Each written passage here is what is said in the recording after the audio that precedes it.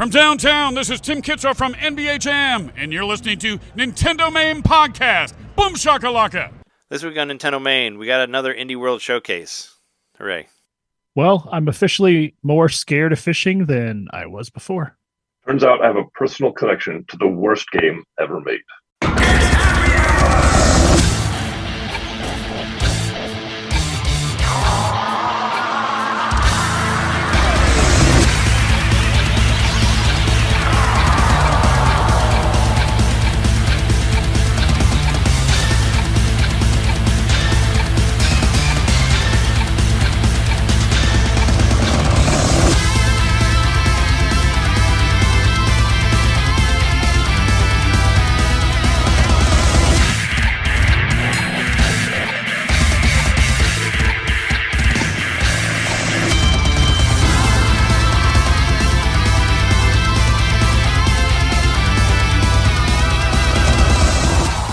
Nintendomain Podcast, episode 418. Your place to hear Nintendo fans talk about indie directs and indies that weren't on the direct that we liked, and also how the Japanese indie direct was much better than the American indie direct, for sure. Like a lot of cooler stuff on there.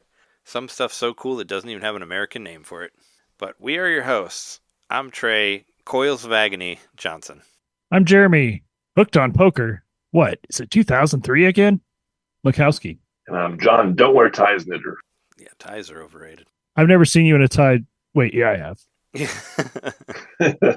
I have a picture of you all in ties in our living room upstairs from the wedding, so I have proof. I'm gonna need the photo delivered too. I have more proof. I can't get this job. I'm trying to get a job as a plumber. I got to destroy that photo. So yeah, there was an indie direct today. Kind of got announced out of nowhere yesterday. I think yesterday I woke up and I just rolled out of bed and I looked at my phone and I saw people online being like, oh, what's going to happen on the thing tomorrow? And I was like, oh, something must have happened. And then I looked and I was like, oh yeah, there's an indie direct. So it was like 20 minutes long, not very long. But I watched both of them. I watched the American one and the Japanese one. And there are actually a couple really, really cool stuff in the Japanese one that I'm like really excited about that I saw no evidence of on the American side. But I think one of them I'm pretty sure you can play it whether it's English or not. But we'll get to those after we get through the other one. But so yeah, we'll run through the American Indie Direct here. Let's see. It started off with Little Kitty Big City. And also, one thing I was thinking about watching the Japanese one, you don't have to deal with the hosts of the Indie Directs. You know how they're always kind of annoying on these? The Japanese one, it's all in Japanese, so there's no like dumb jokes. Amber and what's her name? Whatever. What's his name? I don't know.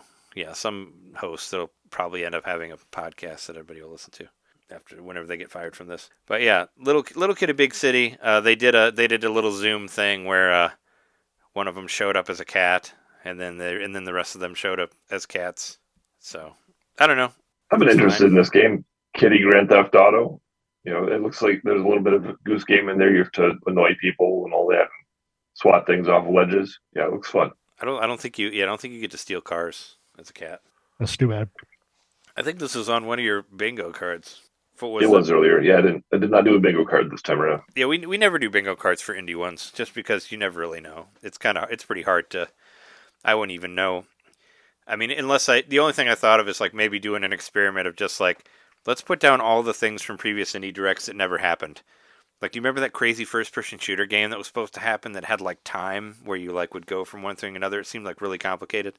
That was announced like 5 years ago. It never happened. So, you know, I thought about trying to put a list together for that, but that would require me to watch like hundreds of indie directs to try to figure out what was released and what wasn't.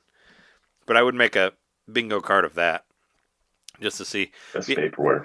But yeah, Little Kitty Big City was announced a while ago. It still looks interesting. So, yeah. Did it get a release date or anything? Yeah, it's coming out next month, I think. May 9th. Yeah, there's a bunch of stuff coming out next month, so there you go. May 9th. And then after that is Yars Rising, which it took me a minute. That's a sequel to Yars Revenge, correct? That's pretty cool. It's an Atari thing. That's where Atari comes in, right? And also, big thing for me, it's made by WayForward. So, you know, WayForward has a great track record with old games, old new games, whatever. Yep. And I noticed that I was trying to double check this, but I don't know her actual name, but But I recognize the voice actor. I'm pretty sure she was the voice of Bernadette from Fire Emblem Three Houses. I've also heard her voice in a bunch of other like anime dubs and stuff like that. So I think it's the same person because she kind of does that like sort of cutesy, awkward voice. I'm sure you've heard her if you've played any of the Japanese games. I've heard her in other stuff as well. But I knew her first off. I knew her as Bernadette from Three Houses. So I think that's her. This isn't really so much a sequel to Yar's Revenge as it is like another spin-off or whatever. Because it's a totally different type of gameplay. Looks like a cinematic platformer, and you're sneaking around, crawling in vents and that kind of thing. Have you not played Yard's Revenge? I haven't. It's like the original Metal Gear Solid. Oh, was it? Sure. Did you sneak around in Yar's Revenge, or are you just joking? No.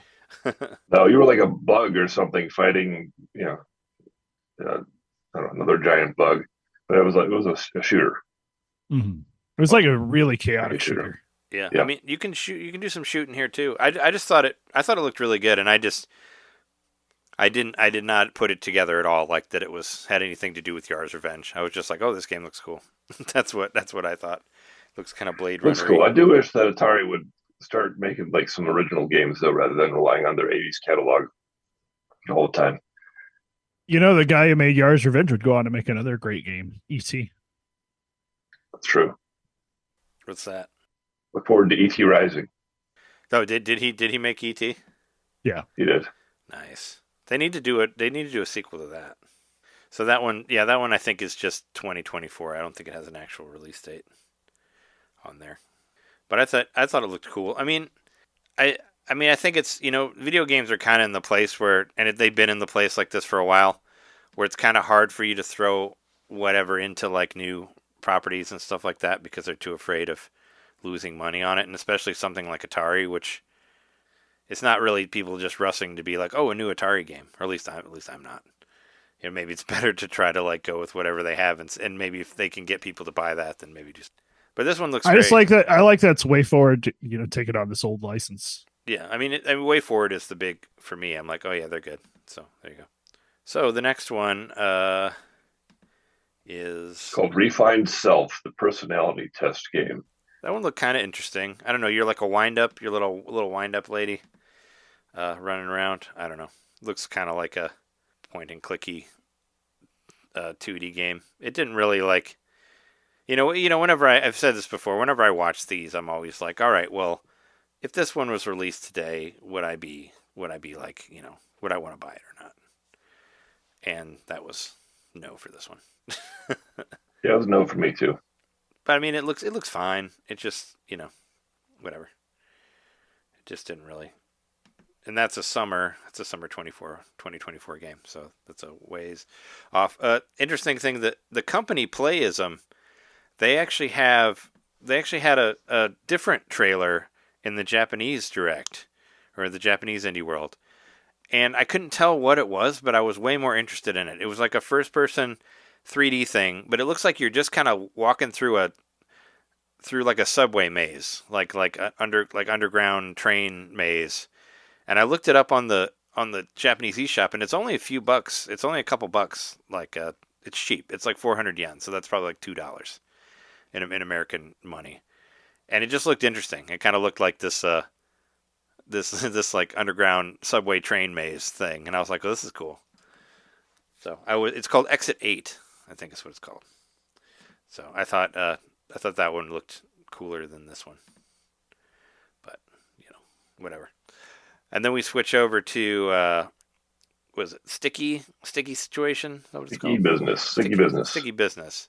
And that one's out. You run a sticker company. Yeah, that one's out today. I watched the Indie Direct a couple times because I was putting together a lawnmower that came today, so I needed something to throw on in the background.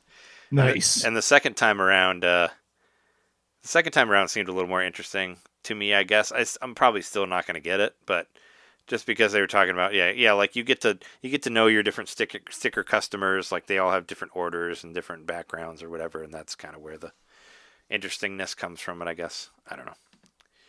But I was like, that sounds a little bit more interesting. But I don't think I still don't really care.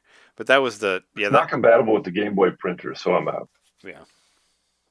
I mean, nothing should be because that thing was not good. I mean, do you want some like black on white pictures that you can barely tell what they are, and they'll fade out in about 2 days? I wouldn't. I don't think anybody would actually want to support that. I might be interested in AntonBlast. That seems cool. It's got a demo. AntonBlast I looks haven't tried really it. cool. So AntonBlast looks awesome. I didn't realize, John, you put it on the notes that it was that the character exists already, but I automatically thought it looked like Wario Land to me. Like Same. It looked like a new Wario Land game, which when we don't have Nintendo doing things, we need indie companies to take over for them and make sequels to these games that we want. And it 100% looked like Wario Land 4 to me, which I have. You can't really see it. It's on the back of the TV. He does there. the charge move and all that stuff. Yep. And I was really excited about it. And then it was like November. And I'm like, oh my God, that's so far from now. I'm going to forget about it by then. But Anton was one of my... AntonBlast was one that I was really, really psyched about. I thought it looked really cool. But there is a demo out for it now. Did either of you guys get to try it out at all? No. Not yet. Okay. I downloaded it, but I did not have time to play it. But I like the idea of a platform where you get to rampage through and destroy everything. That's a good idea. But the animation of it and the way the character looks, he looks 100% like he's modeled after Wario. He's got like he's got the mustache and the beard, and the way it moves and the art style of it, like totally reminds me of those old Wario Land games that we have. It's got a very wily Saturday morning animation style. Especially like there's a part where he like gets crushed and turned into a ball that can like go through walls. Like those Wario Land games were very much about that, about like the transformations that happen to Wario to help you get to the next parts. Like you can get like set on fire or turned into a zombie or whatever, and that's what it was all about. So I like that we have that, even though Nintendo's not doing it. I'm glad somebody's doing it. But I am kind of interested in this other one, in the Anton Ball Deluxe, which does already exist. And it's like $14.99. I might check it out just because of my interest for this game. Wait till it goes on sale, because it goes on sale a lot, and it gets down to really cheap. Oh, sure. I'm just saying it's already pretty cheap. It's already $15. Yeah. But it goes down to like $3. Yeah. So wait for that. But the other one, the Anton Ball game that exists, I guess it's a remake of a Summit Spheres, a Game Jam title that they did, which I thought was interesting because everybody likes Game Jam stuff. So cool. But yeah, no, I'm intrigued. I'm definitely intrigued by the character and the art style and the way it looks. It looks very cool. Like those type of games. And you can play it today and wait many months before you can play it after that. Let's see. What's the next one? Oh yeah, the next one is that weird Valley Peaks. The weird that's a weird first person shooter. Well, not it's a first person game, but you have first person Frogger. Stretchy frog, arms. Tiny mountains. Yeah, you can climb on things. I was kind of interested in this one. It looked weird. You don't stretch your arms. You stretch your tongue. So you climb the mountain with your tongue. Is that what that is? I just saw a big stretchy blob. It's like Mirror's Edge with a long tongue. I wasn't sure what exactly. Yeah, I wasn't sure exactly what it was. But yeah, I thought it looked interesting. I like the art style of it. The characters look weird. Whatever. That one's a maybe. I don't think it. Yeah, I don't even see a release date for it on here. It kind of just goes into the next thing. But the next one was it Lorelei and the Laser Eyes. Actually, I'm interested in this one. It kind of reminds me of unique looking. I mean, it looks like Resident Evil, obviously, like right up front. Black and white. Like a black and white Resident Evil, but it kind of, to me, it gives me the idea of like Grasshopper Suda 5-1 style, and that's what I like about it. I was saying Killer 7 when I watched Heavy Shadows. Yeah, like Killer 7, No More Heroes, that type of thing. And I guess you could even say that Killer 7 was like Suda 5-1 plus Resident Evil, sort of. I mean, I thought it was way, way different than any Resident Evil game, but it gives that style to me, and I really like those games, so I'm definitely excited about that one. I thought it looked cool. I think they showed different stuff on the Japanese Direct about it too. They went into they showed stuff you didn't see. I mean, it was all in Japanese, so I couldn't tell what they were saying, but I like the characters that have that squiggly thing on their face or whatever. Like, I don't know, I like the way it looks. Like that one's definitely Laser Eyes. And that's another May one. That's May 16th. It's a couple days before my birthday. Which one's Lorelei? So I was definitely into that one. Oh, and then Europa looks cool. Pretty strong Breath of the Wild vibes, but maybe a little bit more cartoony looking. You can fly around, and it looks fun. Yeah, Europa kind of made me think about Harry Potter if Harry Potter wasn't incredibly toxic. if you wanted a less, Harry Potter does make you feel like shit, you could play this one. You could be a wizard without all the anger. It's kind of what it reminded me of, because you're kind of like, when you float through the portals and shoot around and stuff like that. It seems like it could be a somewhat relaxing game. This one has a demo too that came out today as well. So, neat. I was going to say that like the two games that I was really interested in, this one and the Wario Land one, they both have demos. So, cool. We can play them. And this one is, it's coming out sooner. Q3. It's coming out sooner than the other one. It just says Q3. Here's yet another Teenage Mutant Ninja Turtles game in an indie world. Yeah. Presentation, which I struggle to understand. I mean, I guess the developer must be independent. Yeah, Viacom. Yeah, that little struggling operation. But the publisher, at least, Paramount Global. Oh yeah, yeah, yeah. They don't own indie darlings. They don't own anything. Paramount. They don't have a streaming service. I mean, they're taking this like barely known license, Nickelodeon's Teenage Mutant Ninja Turtles. They're gonna do something with it. I mean, Nickelodeon's pretty indie. They're super independent. They weren't like something that I watched a lot when I was like 12, and they're still around. No, I think we talked about this one because there's been like all these announcements about Turtles, and there's actually the 2012 Turtles that doesn't have the female turtle in it is coming out next week.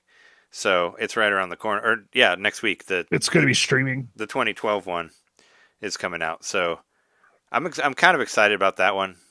We'll see. I don't know. But this one is a roguelite Turtles game. So it's called Splintered Fate. If you ever wanted that, here it is. They're really hammering on that Ninja Turtles license. Like it's they really are everywhere. I felt like it was a little too more much. News on that later. But yeah, I don't know. I was feeling a little overloaded by it when the Cowabunga collection came out. But here it is. It's still here. And this one is not coming out next week. It's coming out in July of 2024. What do you think about this one, Jeremy? That looks like it's a roguelike like Hades, and I'm sure you're a Ninja Turtles fan. What do you think? I just don't know. These top-down roguelike games, you got to be in the right mood for them. I guess it's sort of isometric, but it's just not my... I don't know. I don't know. I feel like roguelikes, I just got to be in the right mood. That Splatoon one is really good. The side order is good. And I don't really like roguelikes, but I like that game enough. I had a lot of fun with it from what I played. But yeah, this one, I don't know. Like I said, the only one I'm kind of interested in the 2012 one that's coming out next week, but there's also about 20 other games that are coming out next week. So it's there's other ones that I'm more interested in than that. That's not that one. Like we have a pretty big week next week as far as releases go. So it's I don't see myself going to the Turtles one. Do you think the Splintered Fate is any sort of a pun? I'm sure it is. I think chances are 112%. And then after that is the game that I thought was imaginary for a second. Cat Quest 3. It's totally in here. It's totally in the Indie Direct. I thought it looked kind of cool, actually. I've never played any of the other Cat Quests, but I like the way the art looks on this. I don't know. It's kind of isometric, but it sort of had like the HD 2D feel to me on the map. Like maybe not so much pixely, but I don't know. I like the way it looked. And there's a part where you're in a dungeon and you find an automatic rifle, and I thought that was funny to think of an adorable cat with a gun. So are they all? They're not all pirate games, right? This is just the pirate. Pirate sequel. I don't know. I haven't played any of the other ones, but I was wondering because a lot of stuff is on sale now because of the indie world. I was wondering if they would be on sale. Maybe if one of them was cheap enough, I'd try it out. But this one I thought looked promising. It was, so promising that I was the only one that remembered it. But I thought it looked pretty cool. It's got co-op in it. I was always kind of curious about these games because I think some people like them. I mean, this is the third one, so obviously they're doing something right, So, and this one is coming out in August 8th, 2024. So there you go. Next up, another crafty game, Stitch. Oh yeah, this is the one. This basically looked like a kind of a different version of Picross. is what I got from it. Yeah. But Picross, but a little bit more like colorful, and the stuff that you end up with looks like something. It's not like a weird, a weird pixely blobby thing that you're like, what's that? Oh, that's supposed to be a boot? Okay, doesn't really look like that, but sure. Yeah. And these actually kind of look like the things they claim to be. Yeah, it's a cross-stitching puzzle game. It made me think Jess might be interested in this. Yeah, I actually tried to get Jess into Picross, and because Picross and cross-stitching are very, very similar. But they both have the word cross in them. Yeah. But no, it's like the way you would plan out a pattern. It's the same way you would do Picross. That's why I thought it's kind of the same thing. But I don't think they really they call it really got into it. But yeah, no, I mean, it came out today. That was the other one, the other today drop. I don't know. Where's Lilo? So there's that one. And then we go into the montage. There's the buzzed thing. That's like a little robot guy. There's some there's some like shoot 'em up stuff in there too. I don't know. I thought it looked okay. The real one that I was really, really excited one is that what do you pronounce that? I always want to say schism, but I don't think that's exactly what it is. Shim.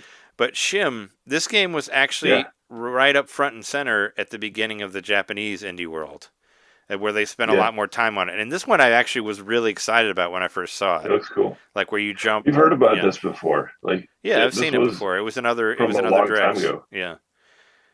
No, it's been in other directs. I'm really excited about it. What? I feel like we heard about this game 2 or 3 years ago, like a long time ago. I don't know I don't think it was that long ago. I don't know. Time is weird. Maybe it was longer, but I do remember seeing it and just being like, "Oh, that looks cool," and then not hearing anything more about it. But you're like a little blob or something. You're like a frog that travels through the shadows. You're a little frog guy. You're a little but frog. You travel through shadows. Isn't that the concept? Yeah, you're a little frog, and the shadows are basically like little pools of water, and you jump from one to another.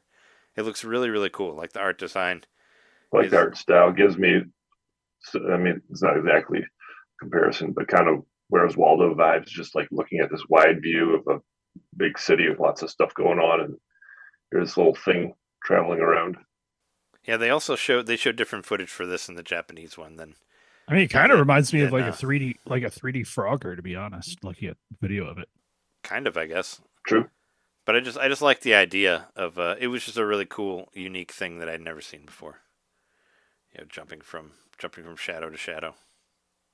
Oh, and it says here it is. The thing that I'm most excited about this whole thing. July 18th, 2024. Animal Well, not made by Donkey, but I thought Donkey made this game by themselves on their own computer. Being like distributed by Donkey's company or whatever. Coming out May 9th, Animal Well. Yes, it has a lot of hype behind it already. I was surprised this was thrown into a little sizzle reel thing because of like I said, there's so much hype behind it. Maybe we could have. Well, Big Mode has their very own. They get their own direct. Yeah, they probably do. They've done one already. The Animal Well is around the corner too, less than a month away. So there you go. And Duck Detective: The Secret Salami. I don't. You think maybe you saw this one before, John? I don't remember seeing this. I don't remember seeing this one, but just made me think of like Howard the Duck, like Secret Salami, Hide the Salami. I'm getting like Howard the Duck vibes. Same. Yeah, I guess. I mean, I don't know. I mean, it's a detective thing with a duck in it. I don't care. It's coming out on the 23rd of May. It's around the corner. But also what's around the corner, which is coming out next week, is another Crab's Treasure. I'm sure we all remember that game. We talked about it like 4 times or something. The Souls-like game? Oh yeah, it's been mentioned a billion times. Aggro Crab. Yeah, but that's it'll be out next Thursday. So, like I said, there's a lot of stuff coming out next Thursday. That's one of them. So, anybody interested in the crab game? Maybe. Sure, looks cool. I think it looks it seems to run fine, I guess. I don't know. Like I said, there's a bunch of stuff coming out next week. So I probably won't get it, but it was pretty fun to hear them pronounce the way they said it on the Japanese one was fun. So watch that. They need to do a stealth crab game where you're like a hermit crab and you change shells to hide in different places. It's like changing your it's like getting your van repainted in GTA. Or like changing costumes in Hitman. And then at the end, the one last thing, SteamWorld Heist 2. I have that game for something. I think I have it for 3DS. You have the second one already? No, the first one. I have SteamWorld Heist, the regular one. It's a whatever. It's a 2D tactical strategy game. Whatever. A lot of people really liked it. I bought it. I didn't play it very much, but I don't know. I as much as people really games in this series, right? Like SteamWorld and SteamWorld Dig and there's a bunch. What are all the games in the SteamWorld thing? Is this the one with Abe Lincoln in it? No, that's Codename Steam. Oh, okay. And that one's also a strategy game. I actually have that game on 3DS. I would love to see that get re-released. Is this the one that has thousands of games available for purchase on PC? No. I mean that you know about the other. It was SteamWorld Dig and then SteamWorld Dig 2, and then there's like SteamWorld Dig cards, or there's some card RPG one also. But this is the tactical one. It's 2D. A lot of people really liked it a lot. I bought it. I didn't play it that much, but I don't know. I'm sure that they're going to talk about it a lot on Axe of the Blood God. You'll hear all about it, how much they love it. Because I think Kat was a really big fan of the first one. But yeah, it's I don't know. It's sure. There it is. It made me, maybe I should go back and try the first one again, if I can figure out what it's on. It's coming out on August 8th, 2024. So right around the corner. Yeah, it was kind of like a ho-hum indie direct. But I mean, indies, the indie showcases are like, you never really, I don't think there's ever been one where I've been like, yeah, like just all about everything that's in there. Well, I think most indie games anymore that have already got a hype around them before you see them on these things. Like some people, this might be like their first chance to see something. Mm-hmm. But for us, it's like, oh yeah, well, we've known about stuff like this before. But I don't know. Like the other good thing about indies is that they don't have as much of a hype machine behind them, so sometimes they can really take you by surprise. Oh yeah, when they actually come out, and you're like, oh crap, I just got like an amazing game for $5 that I'm going to play for 2 months or whatever. Oh yeah, definitely. I mean, the last couple games I've been playing that I've really liked are both indies. So there you go. So the Indie World Direct on the Japanese side was really, really cool. And there was one game, there's a couple games I was really excited about. One of them, I just translated it. It's called Pred and Fred. And it basically looks a lot like, what if we mixed Ice Climbers with Celeste, is what I got from it. So you're controlling two penguins that are tied together, and you do all of these platforming things with the rope. So you do kind of momentum stuff where it'll like swing down and then swing back and help you go across the jump and all that. And it actually looks really cool. I think it looks really good, and it kind of gave me the vibe of Celeste too, with the snowy mountain and all the platforming and all that. And I was really interested in this one. I was like, oh, this one looks great. It's only in Japanese, but it's Pred and Fred. But it totally reminded me of it's like, what if we had Ice Climbers, but it didn't suck, and it didn't have the worst controls of all time? Then maybe we would have this, because Ice Climbers is awful. If you ever tried playing that original one, terrible game. But this one is one that I would try out. I don't know. And it's made by Apogee. Yeah, so I saw that Apogee was on there, and I was like, really? And then at the end, yes, that Apogee. So if anybody knows who Apogee is, Apogee used to make first-person shooters on PC. They used to make a little game called Blake Stone, which I used to play a lot in high school. I remember seeing the Apogee name on stuff, on classics like Wolfenstein 3D. You know them from stuff like that. So that's kind of weird that they're doing a game that's only on the Japanese Direct and not in America. I mean, I don't know if they're necessarily an American company, but still, Apogee. What the fuck, man? I think they published the first two Duke Nukems. Oh yeah, no, Duke Nukem was 3D Realms. It's a different company. Oh yeah. Well, maybe before it was 3D, maybe the 2D ones. But Apogee I mostly know from Wolfenstein and Blake Stone. But yeah, I was like, what? But yeah, that one looked really cool. But the one that I was like really like, oh my god, I want this today, is A Dance of Fire and Ice. No, it's not an adaptation of the Game of Thrones book. I know that's what you're automatically thinking when you see that. But no, it's a rhythm game where you press, you basically only play it with one Joy-Con, and I think you press like A, B, and Y, and you press different ones to go around corners. It actually kind of reminded me a lot of of Rhythm Sprout. Like that sort of thing where it's based on the drum beat is the movement that you do. So like when you press a certain thing, that's you walking along this path. And I thought it looked really fucking cool. I was really excited about it. Watch the trailer of it there. But yeah, it's very simple. It's just basically like you just going around curves and stuff. But yeah, you're pressing those buttons at the certain amount of time, and it's all in English too. This trailer is completely in English. There's no Japanese in it. So I'm like, give me this game now.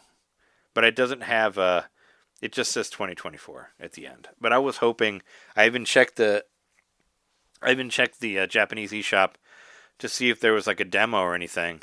But yeah, it looks really cool. It's just you're on this very simple like black and white maze looking thing, and you press the A and B button, to time out the way you walk, and there's kind of like a background that moves behind you. It looks really, really cool. Like super simple, but I could see myself playing the crap out of this.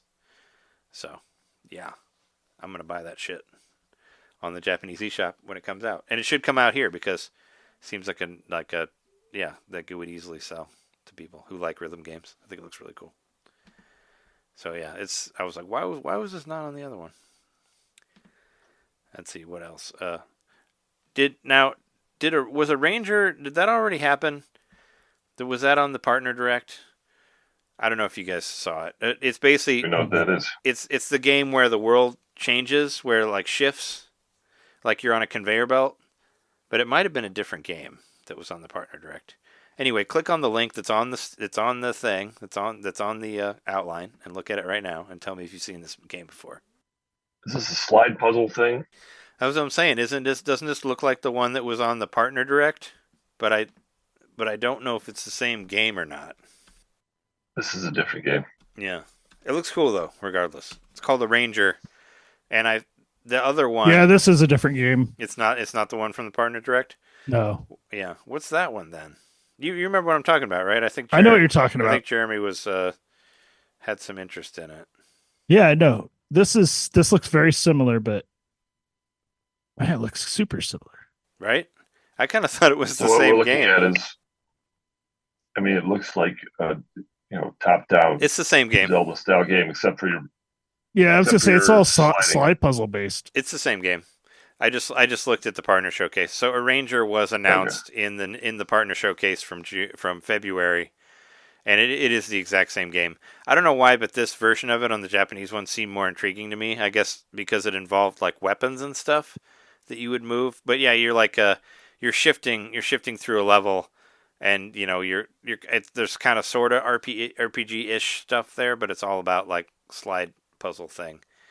And it was in the Partner Direct, but I think it looks cool, and it was on the Japanese one. So there it is again. I was like, did we see this again? And I was correct. So hooray! And I think that's it. Yeah, that was it. So that's that. So that's it for the Indie Direct. It was, like I said, it was pretty. It wasn't very long. Even if you watch both of them, you could watch the Japanese one and the American one in the same time that you would watch a regular Nintendo Direct in like 40 minutes. So they're pretty. I would say overall it was among the indie directs of all time. They got to throw something out there because this year's kind of, it's like what's coming out. Who knows? But now we have stuff that's been announced all the way to November for AntonBlast. Yep. So there you go. It's obviously doing that. So why don't we just crank out whatever news we have like now? News. Don't snooze or you miss the news. Why don't we do that? Why don't we just skip straight to the news, because if you leave early, John, we won't do the news. So all right, we better do the news. Let's do it now because Indie's stuff is news. So here we go. This is news too. Like I said, there's a whole bunch of stuff releasing next week, but there is actually a lot of stuff releasing this week as well. Some of them are already out. Like Grounded. Grounded is out now. It came out on Tuesday. The game where you are a little person and you do stuff. The Microsoft game that everybody didn't expect would be on Switch, and now it is. It's available right now. It's a little indie game by Microsoft. Yeah. It's out. I haven't really seen any reviews on it yet. I watched some comparisons between the Switch one and the PS5 one. I don't think they look that much different, so it looked all right. That game, the Planet of Lana, came out the same day for $19.99, and I'm actually really interested in this one because the animation is really good. It's 60 frames per second. I watched a review of it on Switch Up.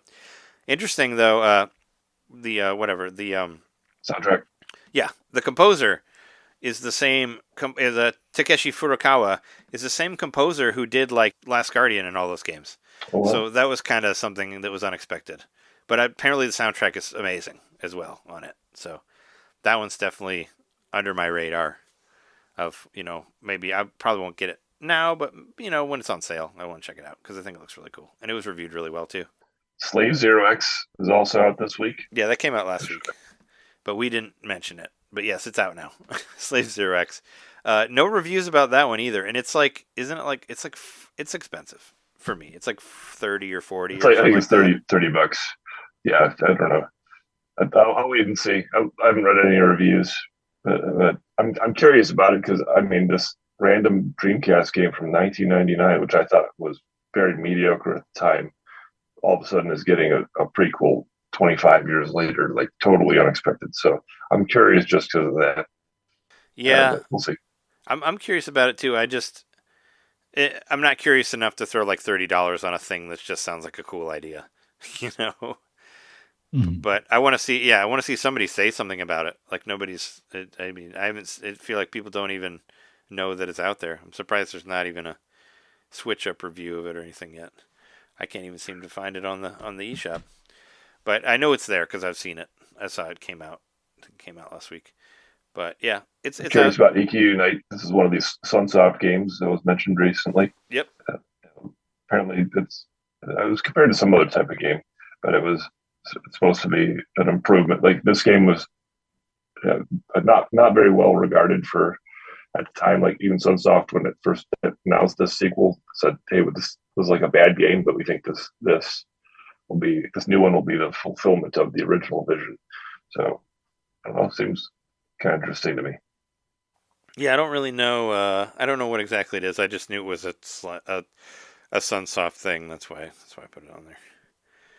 And let's see, Ready Steady Ship, which we actually did get a code for. But I played a little bit of it. It may kind of look like it's overcooked, but it's not really. It's kind of more. It's more about assembling the conveyor belt together, and it kind of has like that Octodaddy physics to it. Like you grab a thing and it's all wobbly, and your character's wobbly or whatever, like that sort of thing. It's not. I don't know. It's I played through the first few levels. I didn't actually do that much covering of it because I thought we were under embargo until last week, but it's actually tomorrow, so we should be fine. But yeah, it's fine. I don't know. I'll play it some more. It's not really my type of game, but it's whatever. And Slave Zero X is $25. That's still a little bit high for. I don't know. I don't want to throw that type of money on something I don't know anything about really. And the not so great 64 game, Corn Kids 64, is coming out this week also. I haven't played it yet, but I'm just saying it's not as good as the other 64 game that I'm going to talk about later in this episode. But I did look up the developer, and it was the same. They have a whole bunch of other really cheap 64 wannabe games. Some of them I've actually played. They did Tori 1 and 2. Tori 2 was okay, kind of split. Felt more like a PlayStation 1 game than a 64 game. They did like Kiwi 64. There's like one with a bat 64. There's a bunch of them. There's a whole bunch of 64 knockoff games that are all like $5 or less. So I don't know. I didn't have enough faith to throw $5 at it then, and I probably won't now. But I don't know. This one looks a little bit better than those other ones, I guess. It looks a little bit smoother, but it's no Cavern of Dreams.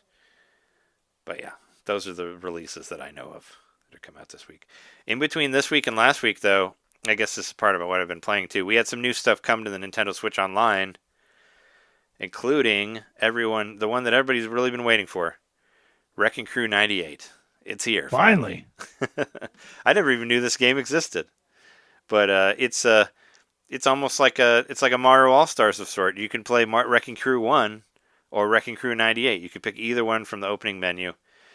But it reminds me a little bit of Tetris Attack just in its presentation, because there's like a story mode, there's like a map, there's, you fight against other people, there's kind of a puzzliness to it.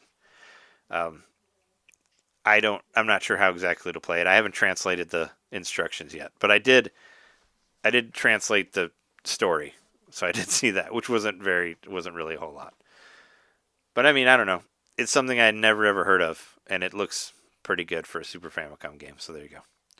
I played that one. Super R-Type was also added. I actually beat that game in a few hours when it was announced, while I was editing at the same time.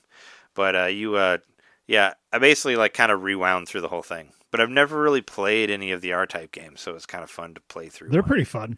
Yeah, I never really played it, but I would basically do like I would play until I died, and then I just rewind a little bit and then dodge and then keep going, and I went through the whole thing without dying, so I kept like building and building my weapons and building the speed, and it's a Super Nintendo game, so it has some mad slowdown if your ship is too speedy and you have too many extra weapons, and you can get like these additions that you can attach to your ship that will shoot next to you and all that. But it's fun. I'd recommend it. I mean, it's free. It's on there. Play it. Check it out. But yeah, I went all the way to the end. It had a pretty cool boss at the end, and yeah, it was fun. And then I was like, oh, this is cool. I should try playing other shoot 'em up. So I went and I tried to do the same thing for Gradius on NES. No way. That game's way harder than Super R-Type. Even with Rewind, I couldn't get that far because that game is fucking Play Fantasy brutal. Zone. That's the one. Yeah, that one's on. Is that on the Japanese or on the? I think it's on the Sega. On the Genesis thing. Maybe I'll try it. Yeah, should try that one too. And the other one was it's one of those. It's Euphoria / what's it? Hebereki? What's the Japanese version of it? Hebereki. Yeah, I didn't play that one. Yep. That's the only one I didn't play. I played the other two, but It's I didn't play it. It's not like the original at all. It's a totally different style game. It's like a little 2D arena fighter.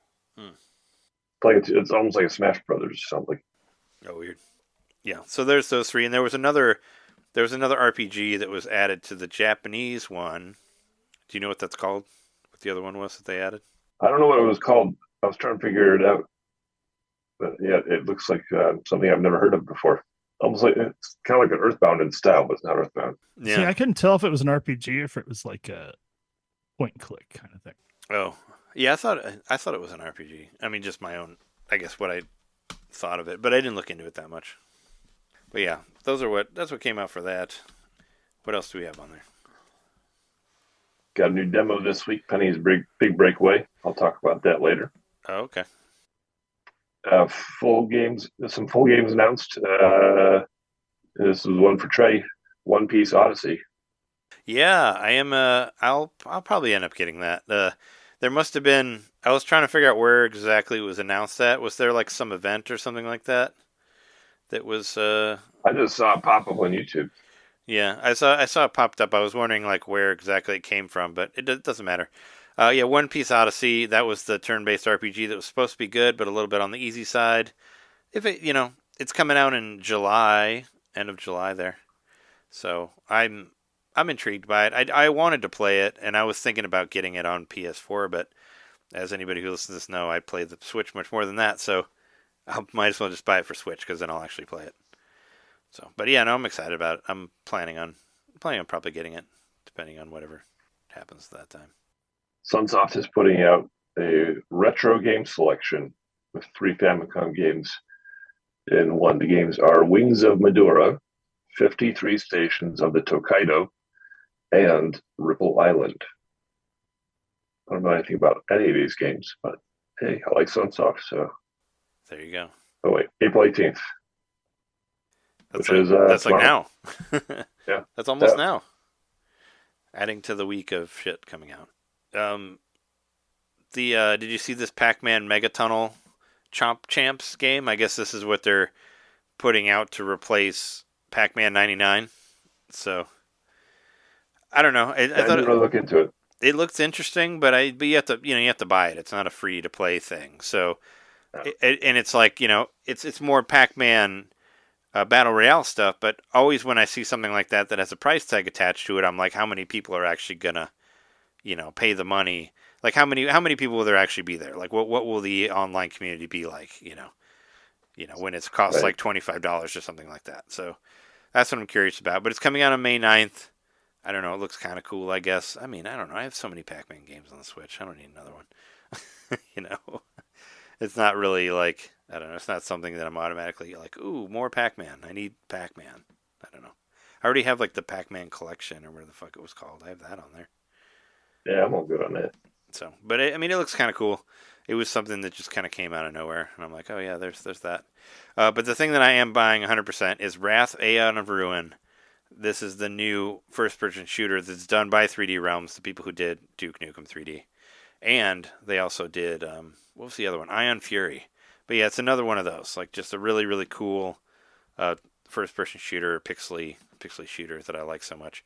And this one had actually was supposed to come out a couple months ago, and it kind of disappeared. So I was wondering what happened to it.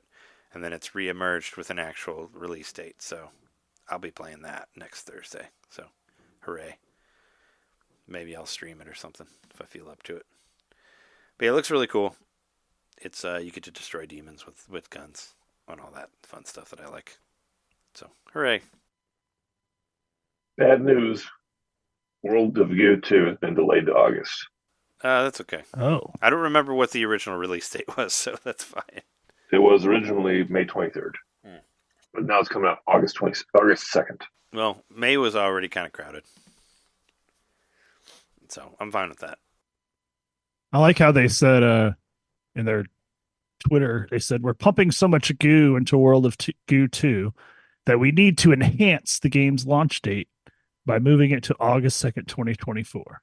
Got to enhance that launch date, yeah. I like that. I like that. I don't know. I like that wording. They put some time into their thoughts there. So good for them. Trey, what do you have to say about this report from Insider Gaming about AEW Fight Forever? I believe it. We did talk about it on our Wrestle Chat stream a couple days ago. But yeah, it's they were saying that AEW Fight Forever was rushed and was released like uncompleted, and that they ran out of budget while they were making the game. And I believe that because, as we've seen many a times, or as we've talked about this whenever we talk to Shake and Joe and all that, there's a lot of stuff that's kind of buggy, and we still deal with the online disconnections and all that fun stuff. So yeah, basically what they're saying is people are saying, yeah, they kind of ran out of budget and it released sooner than they thought with not completely all the stuff added that they'd hoped for. It's kind of more negativity towards AEW Fight Forever and all that, but it happens, I guess. They just had to push it out early, and we're still kind of wondering what'll become of Season 4 and if Season 4 will actually happen, because Season 3 ended last week, had the final DLC drop for that, so we're seeing it. It's I guess it's all, it's anybody's bet to see whether Season 4 happens or we have to wait for AEW Fight Forever 2. So, or Fight the Future, or whatever they're going to call it. So yeah, I don't know. This whole physics engine for sound and Tears of the Kingdom is crazy. Like, I don't completely understand it, but to me, it sounds like the developers created their own tool to make sound more realistic, or at least more, like, just to make the sound fit the theme of the game better, I guess. Yeah. So this was revealed, I think it was at a GDC talk, that there's a physics engine for sound in Tears of the Kingdom. Now, maybe this is something that's more common than we might think in game development. And this is the first time I'd ever heard of such a thing, and it's like, yeah, that really makes sense. Like rather than pre-recording, say you've got the sound of a horse hooves or whatever. Well, maybe you might pre-record horse hooves on a dirt path, horse hooves on metal, horse hooves on stone, horse hooves in a cave. You just have to record all these different ways, but it sounds like with this physics engine, you just have your horse hoof sound, and then the physics engine figures out from the different properties of the materials and the space around you how it should sound in that environment. Which is really cool, because it's like, what I read in this article, it's like if you build a sort of like mishmash vehicle, it's not going to sound like because it gives us an example, like you build a horse cart to like move the band up to the Great Ferry. That's like one of the challenges you do a lot in the game. And like, it's not just going to sound like a normal cart. Like when you hear other carts going by you on the road, it's going to sound like whatever you make it out of. And so all the different sounds of the components are in there. And then, so you're going to hear the weird, like amateur clockwork element of your puzzle, or, the puzzle you solved as the sounds, rather than, oh, you just made a perfect cart that sounds like a normal cart.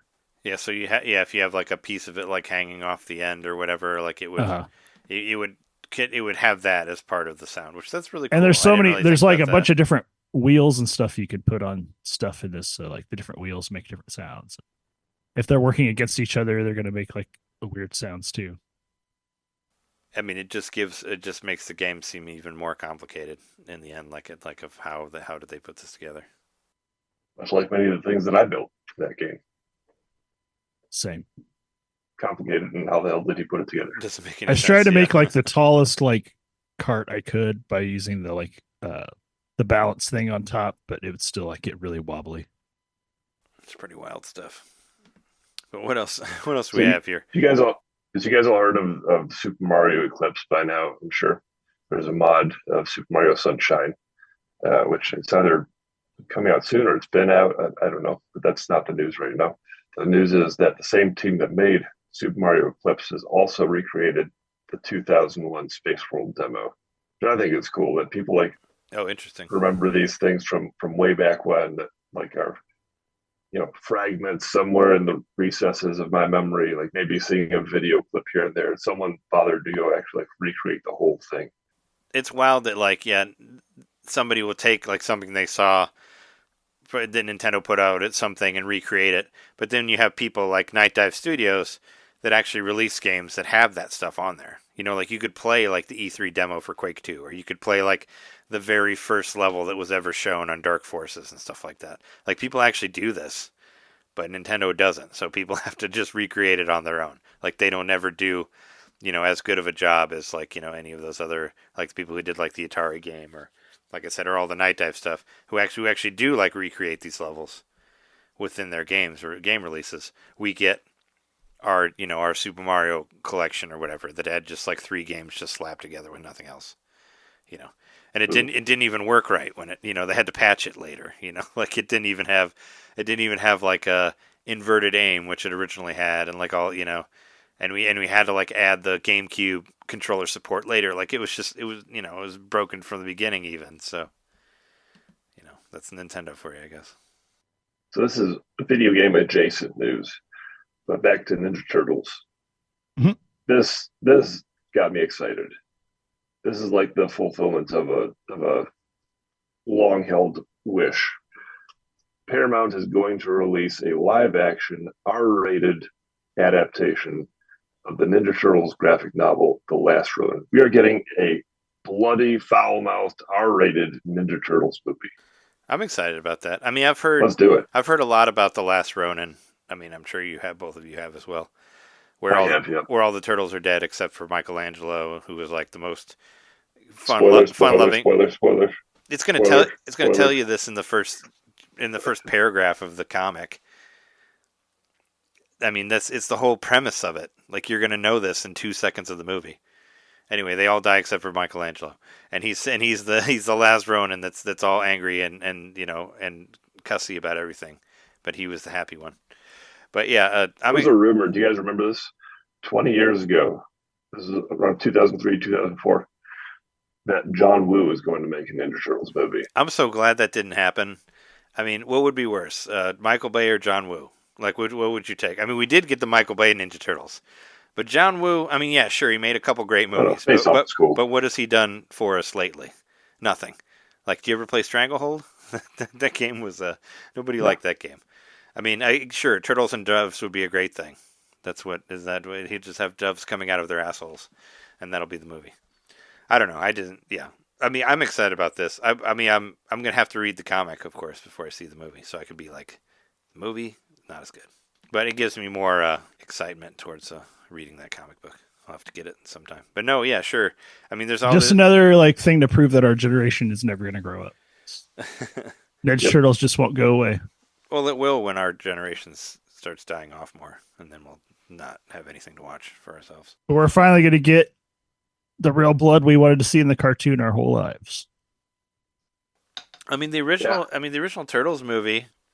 I remember. A lot of families got. I remember mad. Raphael said that bad word. Yeah, a lot of parents got mad about the bad word in the original one. So it wasn't. It was a little bit out there. I remember my parents were pretty surprised that Optimus Prime cussed, or someone cussed in the original. It was Transformers. Yeah, it was. There was a swear word in the Transformers. My parents were super surprised about that.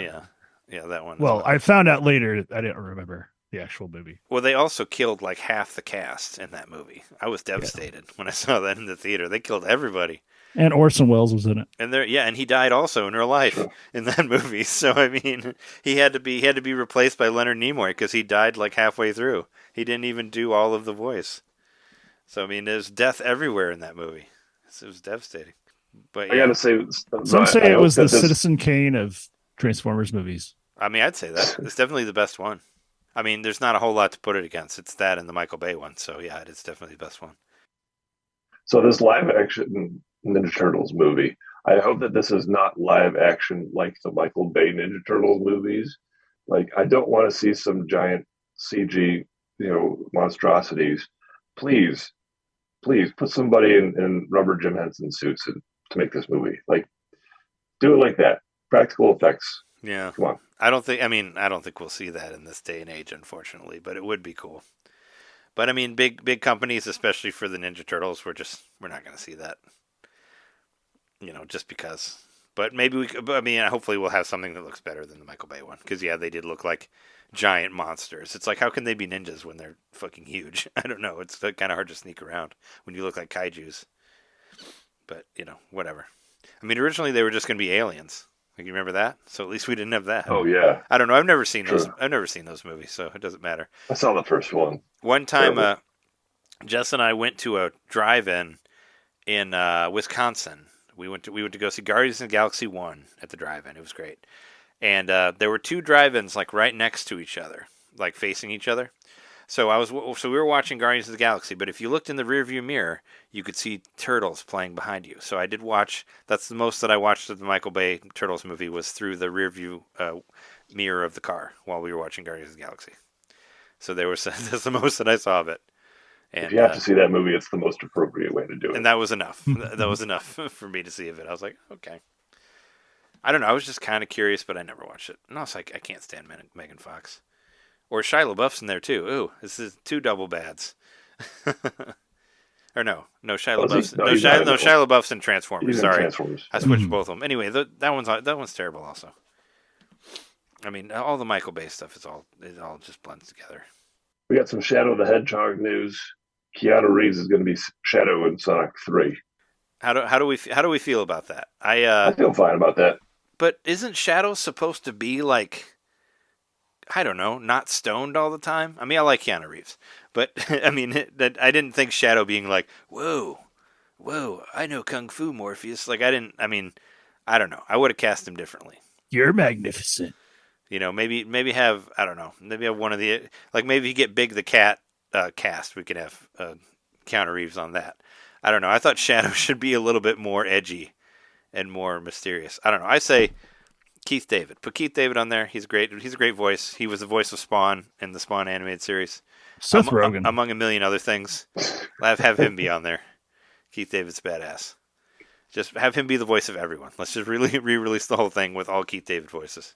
It'll be fantastic. No, I don't know. I mean, it seems like a weird choice for me. I don't think it feels quite right, I guess. Do Tommy Chong as Tails. Yeah. That would be pretty funny. Tommy Chong as anything. But I don't know. Also, Sega has declared 2024 is the year of Shadow the Hedgehog. I think we said that. Yeah, we said that. I thought we said that either on the Patreon or last week. I thought we mentioned that. Get ready for a horrible year. So we're going to keep saying it. All right. Does that mean that the original voice of Shadow the Hedgehog is going to die now, like the year of Luigi? Oh no. I don't know who the original voice is.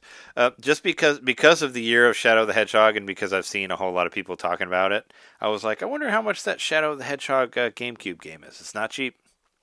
It's not. It's way too expensive for me to buy. But I looked into it because I never played it, and I was like, oh, maybe I can get it for like $15. I'll try it out. Nope, it's much more than that, especially if you want it with a case. So I looked into that the other day, and it's not a cheap game. The best deal I could find is a disc that looks pretty scratched for $25. That's what I could find, just the disc, no case. But if you want it with a case, yeah, it's up there. And Jack Black is continuing on his quest to be in all of the video game movies. He's going to be Steve in the Minecraft movie. Well, we knew that. I mean, I feel like that wasn't that. I feel like that was announced a while ago. So get ready for the song "Creepers, Creepers, Creepers, Creepers, Creepers." No, those are characters, and I don't know anything about Minecraft. Yeah, you do. I mean, I played it once with you, but that was my extent of it. We did those streaming things. Anyway, that's it for the news. Why don't we take a break, and then we'll come back and talk about games that we've been playing and all that stuff.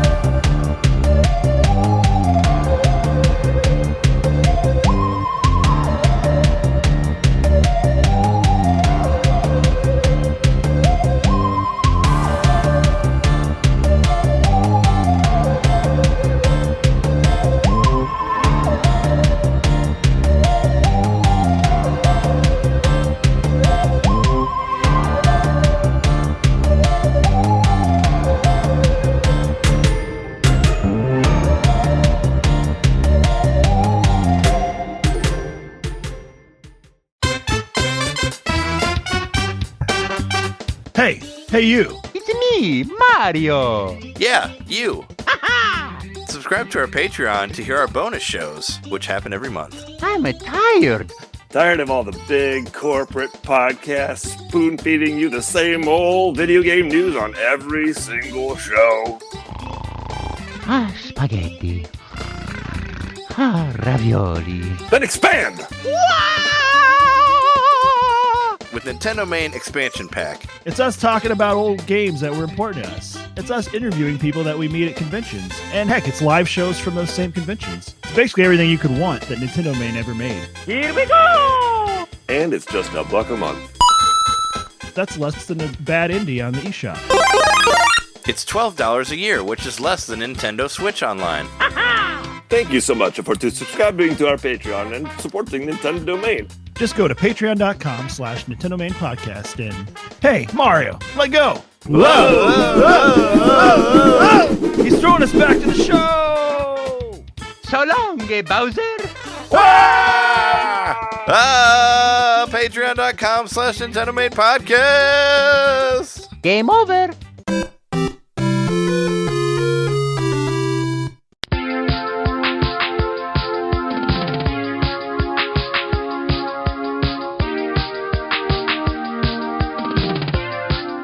Hi, my name's John. I'd like to meet you. At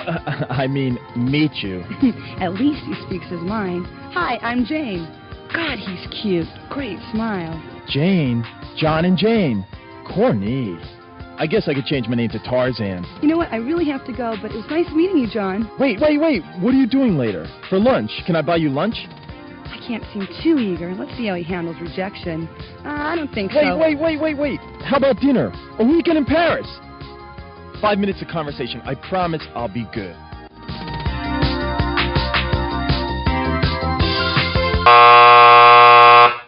Anyway, all right, we're back from the break, and it's time to talk about games that we got and games that we've been playing for the week. John, go for it. All right, so if you've listened to our X-Pac episode, you might have heard we were talking about best road trip games, and I mentioned FIFA 95 on the Game Gear, which then we came to the realization that maybe FIFA 95 on the Game Gear didn't actually exist, which I was confused because I've seen the box art of FIFA 95. So I don't think we came to a conclusion on the show, but I dug into it a little bit. We did. I mean, we did. deeper. Like you found your actual FIFA, and it was not FIFA did 95. So I figured that was FIFA the conclusion because you found. I thought it was like the Mandela effect or something. You know, like you always thought it was a different thing that it was. Turns out, yeah, that's right. So I found the cartridge on the show, and it's FIFA International Soccer on the Game Gear. But I know I'd seen the cover art, which we talked about on the show, of FIFA Soccer 95. So I dug in a little deeper. This is the best explanation that I could find. This is on a forum called Sega Retro, where people were having this exact same discussion. The guy who started the thread said, the person who started the thread said, FIFA Soccer 95, I'm not entirely convinced the Game Gear version really exists. There's nothing on another form, Sega Master System Power, about it. All I could find was one image on GameFAQs. And someone else came in and said, well, actually, yeah, this was released as FIFA International Soccer a few weeks after the Mega Drive version, FIFA Soccer 95. So also they said, see, the Game Gear's NHL Hockey, which is based off the Mega Drive NHL 95. Presumably, they continue, by not including a year on the first release, the game would not end up appearing dated if they decided not to release any of the future games on the platform. So I guess that's a mock-up from before they decided on the final title. But it is still FIFA International Soccer. Yeah, I did read through this when you posted it on the notes. I looked at it last night, and that was kind of what was happening to me when we were recording. When I was trying to find it, I kept finding like NHL 95 or NFL 95 for Game Gear, but not FIFA 95 specifically, like when I was looking for it. So, and also on Wikipedia, it had like a list of games that came out, and it had FIFA International Soccer and FIFA 96, and they were actually both made by different companies. So, but I figured since you found the actual game, that it was FIFA International Soccer in the end. Yep. Now it's all cleared up. Everybody can rest easy. So I mentioned Penny's Big Breakaway demo. I did play that. I enjoyed it. It's cool. You know, I thought that maybe it was going to be more like Sonic the Hedgehog, that was from the developers of Sonic Mania, and a lot of folks were talking about it's like their take on Sonic the Hedgehog. I don't think that's exactly quite true. It's very different. The rolling mechanics certainly call to mind Sonic, but even that's a little bit different because you're rolling around on a giant yo-yo. It's not like Sonic in 3D where you can easily zoom this way, that way, any direction. If you can picture a yo-yo, it's like a big wheel, right? Like just with a wheel controls differently than a ball. So it doesn't feel like Sonic the Hedgehog, like a Sonic the Hedgehog 3D game. It feels adjacent to it. Then you've got the yo-yo where you can do all kinds of other tricks, whirl it around your head to knock enemies. You can throw it over your head to latch onto a track and slide along like a roller coaster track. And all kinds of other stuff. It's cool. It's fun demo. Makes me consider getting the game. It also has some Tony Hawk aspects to it. Like there's a combo system where you can continue your combo going as you go through and fight people and all that. And also there was a patch that recently came out to where now it runs at 60 frames per second, which is pretty cool. Like it didn't run that well originally, and they updated it. I did actually buy this game, but I bought it during the Partner Direct. So I bought this with the horse racing game, and Dark Forces was out. Was Dark Forces out? I don't remember. There was a bunch of other shit, and like Tomb Raider. It just fell in. Fell in the shuffle with the other games, and I didn't, because I think I got it. Yeah, I definitely got it with the Pocket Card Jockey, and I just kind of. Oh yeah, there was Pocket Card Jockey, and there was Blast Core, and it just got shuffled to the bottom versus those two games. So I've barely touched it. I played it a little bit, but I was more into, getting through Blast Core for the millionth time, or playing, playing Pocket Card and all that. So I still have it. I'd like to go back and play it at some point. But yeah, I know it's, I was just interested in other stuff. But I'm glad that you got a chance to play it, and now there's finally a free demo to play, so you can check it out. But I've heard great things from anybody who's reviewed it and played it all the way through. It seems to be pretty well loved and all that.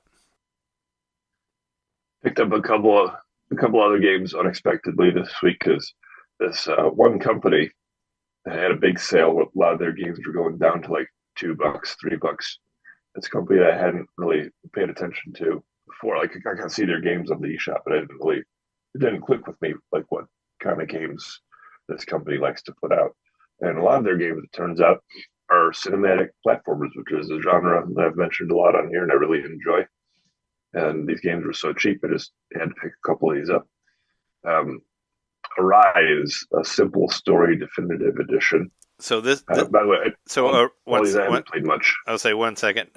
So Arise, this one has been on my watch list for like ever. I actually was originally when I was doing reviews for whatever Nintendo World Report and all that. That was one of them that I was going to possibly review, but I didn't get around to doing it. But I always kind of wanted to play it because I thought it looked interesting, and I've never got it. Yeah, it's interesting. The sale is still going on for a couple more days, so if you like what you hear from me, you can pick it up for $3. And all these games I haven't played much, so I don't have really deep insight into them. More on that probably next week. This one's it's a 3D. It's not 2D, cinematic platform. It's 3D. It's very linear. Like you tend to move, into the foreground and background, and you're on a guided path. But the trick to this one is you can fast forward and rewind time to basically. So far, it's you make the snow melt or you make the snow rise. So you can access different levels and platforms based on whether the snow is up here or it's all the way melted and now you have just water. And that's Arise? That's Arise, yep. Oh, okay. Yeah, I never really knew exactly what it was, but I thought it looked pretty, I guess, from what I saw of it. Yeah, it's definitely pretty. It's definitely, a slower paced type of game, meditative type of game. The game begins with a Viking funeral focused on there's a body and someone lights the body on fire. Is that a Viking funeral? Or is that where it's shoved out to sea? I don't know. A body. It's kind of both. Okay. Like you fire an arrow at it and set it on fire after it goes to sea. Yeah, that was in Game of Thrones also. But yeah, I think it's a Viking funeral. I don't know. But I think they did that in a Game of Thrones episode also. But it's a pretty attention-grabbing opening because you're at this funeral and the camera is centered straight on the body. The body gets lit on fire, and all of a sudden it like snaps, and there's the body laying down in the snow in this like heavenly snowy landscape, and you realize, oh wait a minute, that's me. I just died, and now I guess I'm in heaven. So it's a pretty cool meditative type of game so far. The next one I got was Aspire Ina's Tale, which this one's like pretty looking. You ever seen a movie from about like 2010 or so called Secret of Kells? Has like that kind of style of animation, like very, it's 2D and not too many shadows, like almost paper cutout style. It also reminds me of another game that I got recently called Gris. A similar type of game. That one, you start out, you're asleep. They call you the Heart. Like you're like, what is this? Something the heart of what? I don't know. But you're like in this orb, and you're the heart, and they say the heart is beating, and then the heart all of a sudden breaks out of the orb, and you're in some kind of facility that is I don't know. I get the impression that it's some kind of giant machine that I'm a part of, and there's other people who are trapped in this giant machine, and it's an intriguing story so far. Again, another beautiful meditative type of game. And that one was only $2. And then the one I got today that I know the least about, because I just bought it while I was at work, I haven't even opened it up yet. It's called What Lies in the Multiverse for $2. I really don't know the story. I guess look it up for yourselves. I like multiverse type stuff, and they actually name dropped Hugh Everett, who was the guy who authored the Many Worlds theory. Oh, Eel's dad.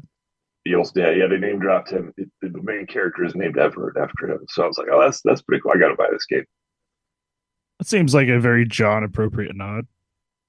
Yeah, they're talking just to me. Like, hey, that guy likes eels. We're gonna make him buy this game. So those are the three that I bought in the last day or two. More on that later when I actually play some of these games. But the one that I really dove into and beat this week is a game that I was destined to get from the moment it was announced. Plumbers Don't Wear Ties Definitive Edition. I had to get this game. Hey, you got it. There it is. I knew that. Yeah, I knew you were going to get it eventually, and you did.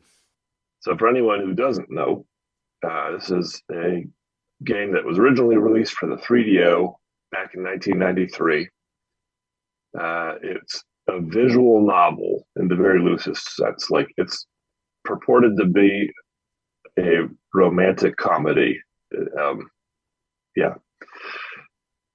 It's also, you might classify it as an FMV game. There's literally one scene of video in the whole game. The rest of it is just static images with audio. It could actually be made in PowerPoint. This whole thing could be made as a PowerPoint presentation. So there's no big payoff where you get a video at the end or something? There's no big payoff. It's all video. There's nothing. Video through the whole thing. Well, you get that big tongue that big tongue picture that you have at the end there. Yeah, that random picture of a tongue sticking out of a TV, which is the VN screen. Trying to pull a little bit of a Videodrome into it there, with the interactive, like with the stick your face in the lips of the TV sort of thing. Then you can become the new Flesh at the end. So if all that doesn't paint a picture for you, I'll try a little harder. Okay, so here's the plot. Plumber meets woman. Woman goes to job interview. Boss propositions woman. Woman turns down boss. Enraged boss grabs a letter opener and chases woman and plumber all over Los Angeles. Also, there's a narrator who gets attacked by another narrator, and then the first narrator murders the second narrator with a Tommy gun. Spoilers. That is the entire plot of this game through and through. You were mad about the turtle spoilers. You just gave me like the whole game right there. Well, that's why you don't. That's why plumbers don't wear ties, because they can get caught up in your Tommy gun if you're not careful. Well, yeah, you could. They could be caught easier. You could just grab the tie and then and they can't move, like that sort of thing. So, like, this is a bad game. It's notoriously viewed as the worst game of all time. You know, take your pick. There's a bunch of those, but I was going to say this is one of them. But it's if you have the right mindset, you can appreciate it. And I'm just talking about the original game, not this special definitive edition. Like, it has some charm to it. It's clearly not made to be serious. You know, with that in mind, it's still bad. It doesn't excuse how bad it is, but it's just, I mean, it's clear that this was made on a very low budget and by some people who are inexperienced, now to try something new and have a fun couple of days making something that's not serious. That said, it is pretty appalling how much it does not come together. And if you like things that are so bad it's good, this is so bad it's good. Of course. The climax at the end doesn't make sense. Like, did you expect it to come together nicely in some way, or it was going to be like, I don't know? No, I certainly didn't expect it to come to a climax at my old job, which I'll explain in a second. Yes. So this is overall, the package is the best possible presentation of the worst possible game, which limited run. Kudos to you guys. They took the digital Eclipse route with this. This is what this is. It's a interactive documentary on Plumbers Don't Wear Ties. They upscaled images, so there's even like a fascinating feature on how they used AI to upscale and enhance the photos. In which, from the person who explaining it, he said, you know, it's not as simple as you might think. That it actually took him about a year to do it all, because he had to like track down images of the of each individual actor and like feed it into the AI and do it again for each individual actor and ask like I guess they contacted the guy who played John, the man in the game, and he doesn't appear in this special edition, but I guess they contacted him and got recent photos of him to feed the AI and how to train the AI and how to improve these crappy old photos of him and all this kind of stuff. So it sounded like an actual process when you wouldn't really think it was much of a process. At that point, you might as well just retake the photos. Yeah, true. I mean, the people aren't going to look the same, I don't think, if you can track them down. Use AIs to make them younger. Yeah. Use AI to make this a better game. Don't use AI for anything. I don't know. Are you going to do the job of fixing all these Plumbers Don't Wear Tie pictures? Maybe there's a human out there that would, but AI seems like they're willing to do the job for cheaper. I guess so. As long as you don't end up with those AI images. I'm so tired of those.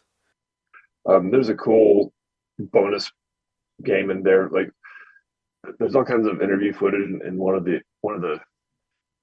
interview footages, whatever the word is, with limited run. They were like talking about what a challenge it was, not only from a technical sense, getting it into Unity and all that kind of stuff, but from a sense of how do you like make this a package, the worst game ever made. How do you make a package that is going to make it worth buying? And one of the ways that they did that was they added a Plumb the Depths bonus game. So it's a very simple first-person mode where you're walking around like a dark maze, which I guess is supposed to be a sewer, and you're searching the maze for the bonus clips. All the while, this like 2D cutout of the boss with the letter opener is chasing you around the maze. It's like goofy and fun. So I found all the bonus clips in the maze. I beat the maze. There's bonus unused scenes, and when I say scenes, like it's funny because the scenes are just still photos, but the section is called bonus scenes, and it's just a bunch of photos. It's a photo album. The interviews are cool and fascinating to watch.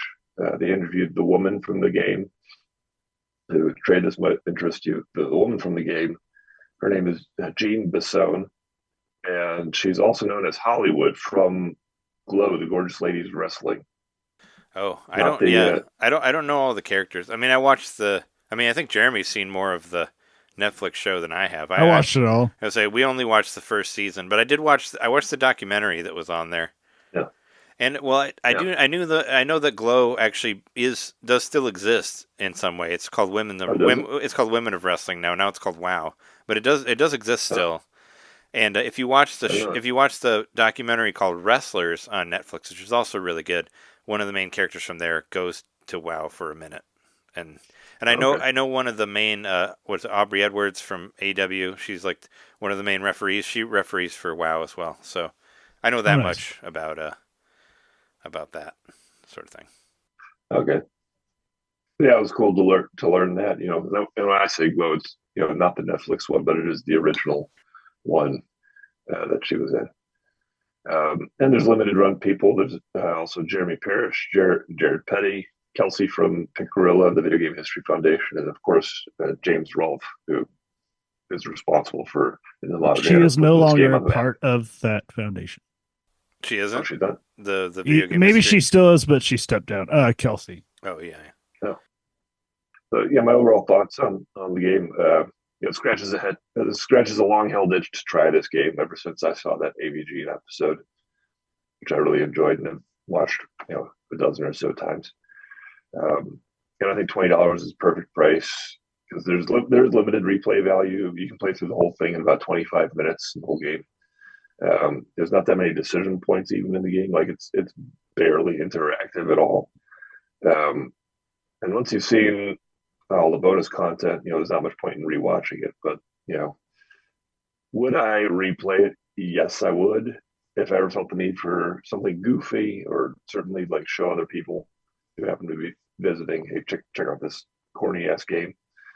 Um, and I appreciate overall how much it contextualizes material that's now commonly known as offensive. Like, you heard me say that the boss propositions the woman and chases her all over LA with a letter opener. Like, they do a warning at the top of the game saying, hey, this contains a lot of stuff that we now know is offensive, but we hope that you learn from this, and etc. I think it goes from harassment to attempted assault when the letter opener came out. Yep. That was acceptable in '93. Yeah. It was the style at the time. Right. And they interviewed the woman. There's one specific video about the offensiveness of it, and they interviewed Jean, and she said, I had a lot of fun. I felt totally safe on the set, and at the time, it was just great. It was a fun job, and I have good memories of it and all that. So I put it into context in that way. And overall, I compare it to a Digital Eclipse product. Like, it's that level of quality. It's just an interesting documentary and a love letter to experimentation, trying something new in the dawn of the CD-ROM era, which is just something that really fascinates me. So, yep, I beat the game. And so now back to how this relates to me. All right. So the closing shot of the game, it's like the riding off into the sunset moment where they're on the motorcycle riding down the street. They're riding past the real estate company that I once worked for in Glendale, California. Oh, David and Schultz Incorporated. So I used to manage an apartment building. That was the company. Oh yeah, you were like a super, right? I remember you telling me about this.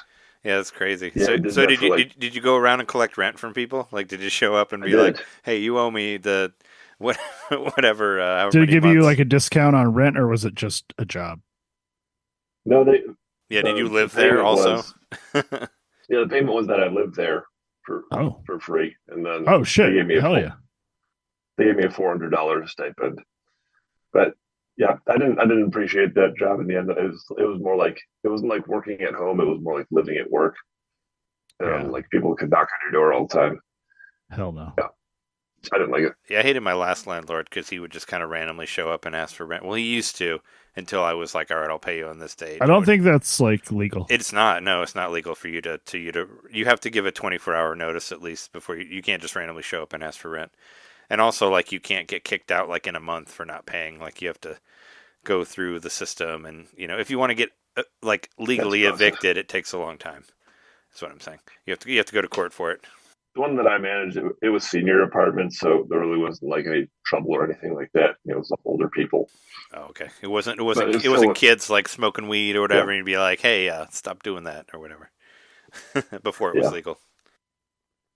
Yeah, but they drove past my old the office of my old real estate company, which the logo is just clearly right there, which underscores to me how much of a guerrilla shoot this was. There was no like blurring of the logo. It's just like this random awkward shot, like, says David N. Schultz, like right there in the center of the image, in this last shot of the game. So, all right, I have a connection to Plumbers Don't Wear Ties. Who knew? I laughed out loud when I saw that. And you were like, triggered. You triggered me because you reminded me of your super time.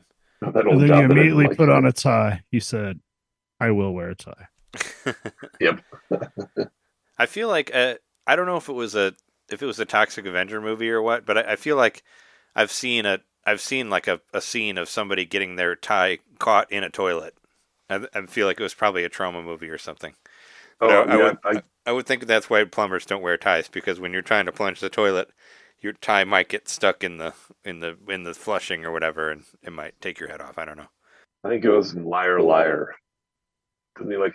No, it was not. It definitely was not. It definitely was not Liar Liar that I'm thinking of, because it involved some sort of weird toxic waste product or whatever. But I mean, I'm sure there's been plenty of movies with people having their ties cut, getting caught and stuff. It's almost as dumb as Capes. But there's also the Sicilian. What's it called? The Sicilian necktie or whatever. Does that get caught and stuff too? I mean, the Sicilian necktie is supposedly where like someone gets their like throat slit and then their tongue pulled through the hole down through Yikes. the slit in their throat. It's like a mob thing, Ugh. supposedly. Way to bring it down. Hey, I'm just telling you. Plumbers don't wear neckties. They don't want to get assassinated. Yeah, not Sicilian neckties. I mean, they can't plumb anymore after that. That's the end. Yeah, I mean, That's a built-in roto-rooter. So it was worth the 20. It was worth the $20 that you paid there. Definitely worth the $20, and I feel good about spending that $20 because even as they said in the game, they actually the president of that limited run came out and said in the game, like, by buying this game, you're enabling us to possibly put out more weird games like this, like more forgotten gems that people thought, oh, this will never get a re-release. So I feel happy about giving them $20. Yep. Sure. Yeah, that's the same. Well, I mean, it's different, but that's why I was thinking about getting the One Piece game, because I was like, well, it's on Switch now, so I'll support the fact that it got ported to Switch. Like how I bought Persona 5 for $60, even though I really didn't want to, but I did anyway, just to support the idea of Persona on Switch. Do you need to leave then? Yeah, I got it, Jet. All right. Well, take care. We'll see you next week. All right. Good night, friend. See you next week. All right. So Jeremy and I, we get to talk about what we've been playing. I've actually talked about some of the things that I did play. I already talked about the Nintendo Switch Online stuff, R-Type, Breaking Crew, whatever. The important stuff is Kudzu, as which we talked to Chris Totten last week about Kudzu, and I don't know if it was the interview. I thought it was a really, really good interview, by the way. Like editing it, I thought he had a lot of really great things to say, even to the point that I cut out like a 2-minute part of the video and posted it online. We actually got like 1,000 views on Twitter or whatever for it. Oh, wow. And you're tagged in it too, Jeremy. So if you're on there, your name is tagged in there. But no, I posted a couple places. I posted on there and I posted on Facebook. Definitely a top developer interview. He really kind of laid it out like he did really. Yeah, he did a great job. Questions I didn't have a chance to ask a lot of questions just because he was answering them in his interview. Yeah, no, he you could tell that he had done this a bunch of times. Like he was very, he was very good at it. But I posted like just him. It was like one of my favorite things from the episode, and I want to do this more often. Where when you're editing it and you hear a thing and it's like, oh, that's a good thing. Try to clip it out and put it out to try to get more people into it. But it was when he was talking about like making a thing but then breaking a thing. Like that sort of thing, like making your own rules and breaking the rules and all that, which I thought was cool. But anyway, I had only played through 2. Was it 1 or 2? I don't remember. I don't remember how much I had played. Actually, I think it was 2 because I had just gone to the Haunted Mansion when we talked to him. Anyway, after that episode, I just played Kudzu like crazy. It really took a hold of me, which is weird because I played a lot of like 8-Bit Legit sends us codes for all of these games that they do, and I've enjoyed all of them. A couple of them that I played all the way through. Some of them are just too hard, or but I think they're all pretty good. But this one, I don't know, this one kind of just grabbed me more than some of the other ones have. And I just played it. I played it till I got to the boss, and then I 100%ed it. I don't 100% anything, but I 100%ed this game. So I got the true ending. Then there's 3 endings in the game actually, which is pretty cool. And I posted some stuff on Twitter, like I did like the beat of the week, and also when you get to the final boss asks you if you want to join them or not. So I said, pretty cool. I did a post that said, "Will you join the Dragon Lord?" So it obviously, I thought it was a reference to Dragon Quest. I mean, what else would it be a reference to? Because it's the same thing where you get to the end and the boss asks you if you want to join them, and then if you do, you get a game over. So that's considered an ending. Like same as like Dragon Quest 1. So I was like, oh look, it's the whatever Leo DiCaprio meme or whatever pointing at it. Like I know that reference.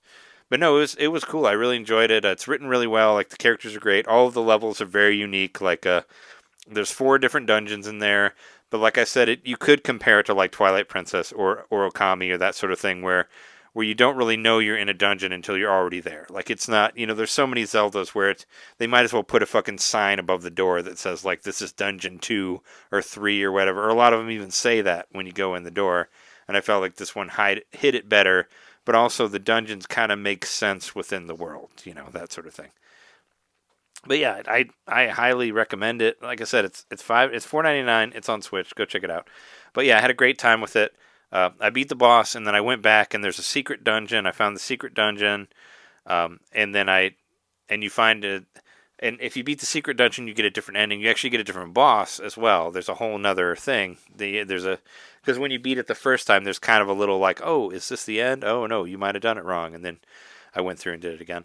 And I found Chris Totten in the game. I found him and his wife. Like, they have a little house behind the second town that you get to. There's actually, you find like a monster town, which is also very much a Dragon Quest thing. I'm sure they pulled that from one of the Dragon Quest games.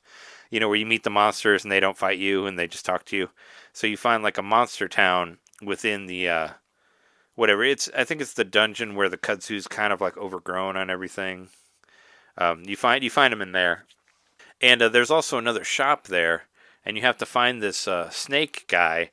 And if you look on the sign, it says, I'm in a place with a lot of statues. So I'm like, all right, well, that's the garden. The garden is the second dungeon. So I went to the garden, the second dungeon, and I looked like all over it, and I couldn't find anything.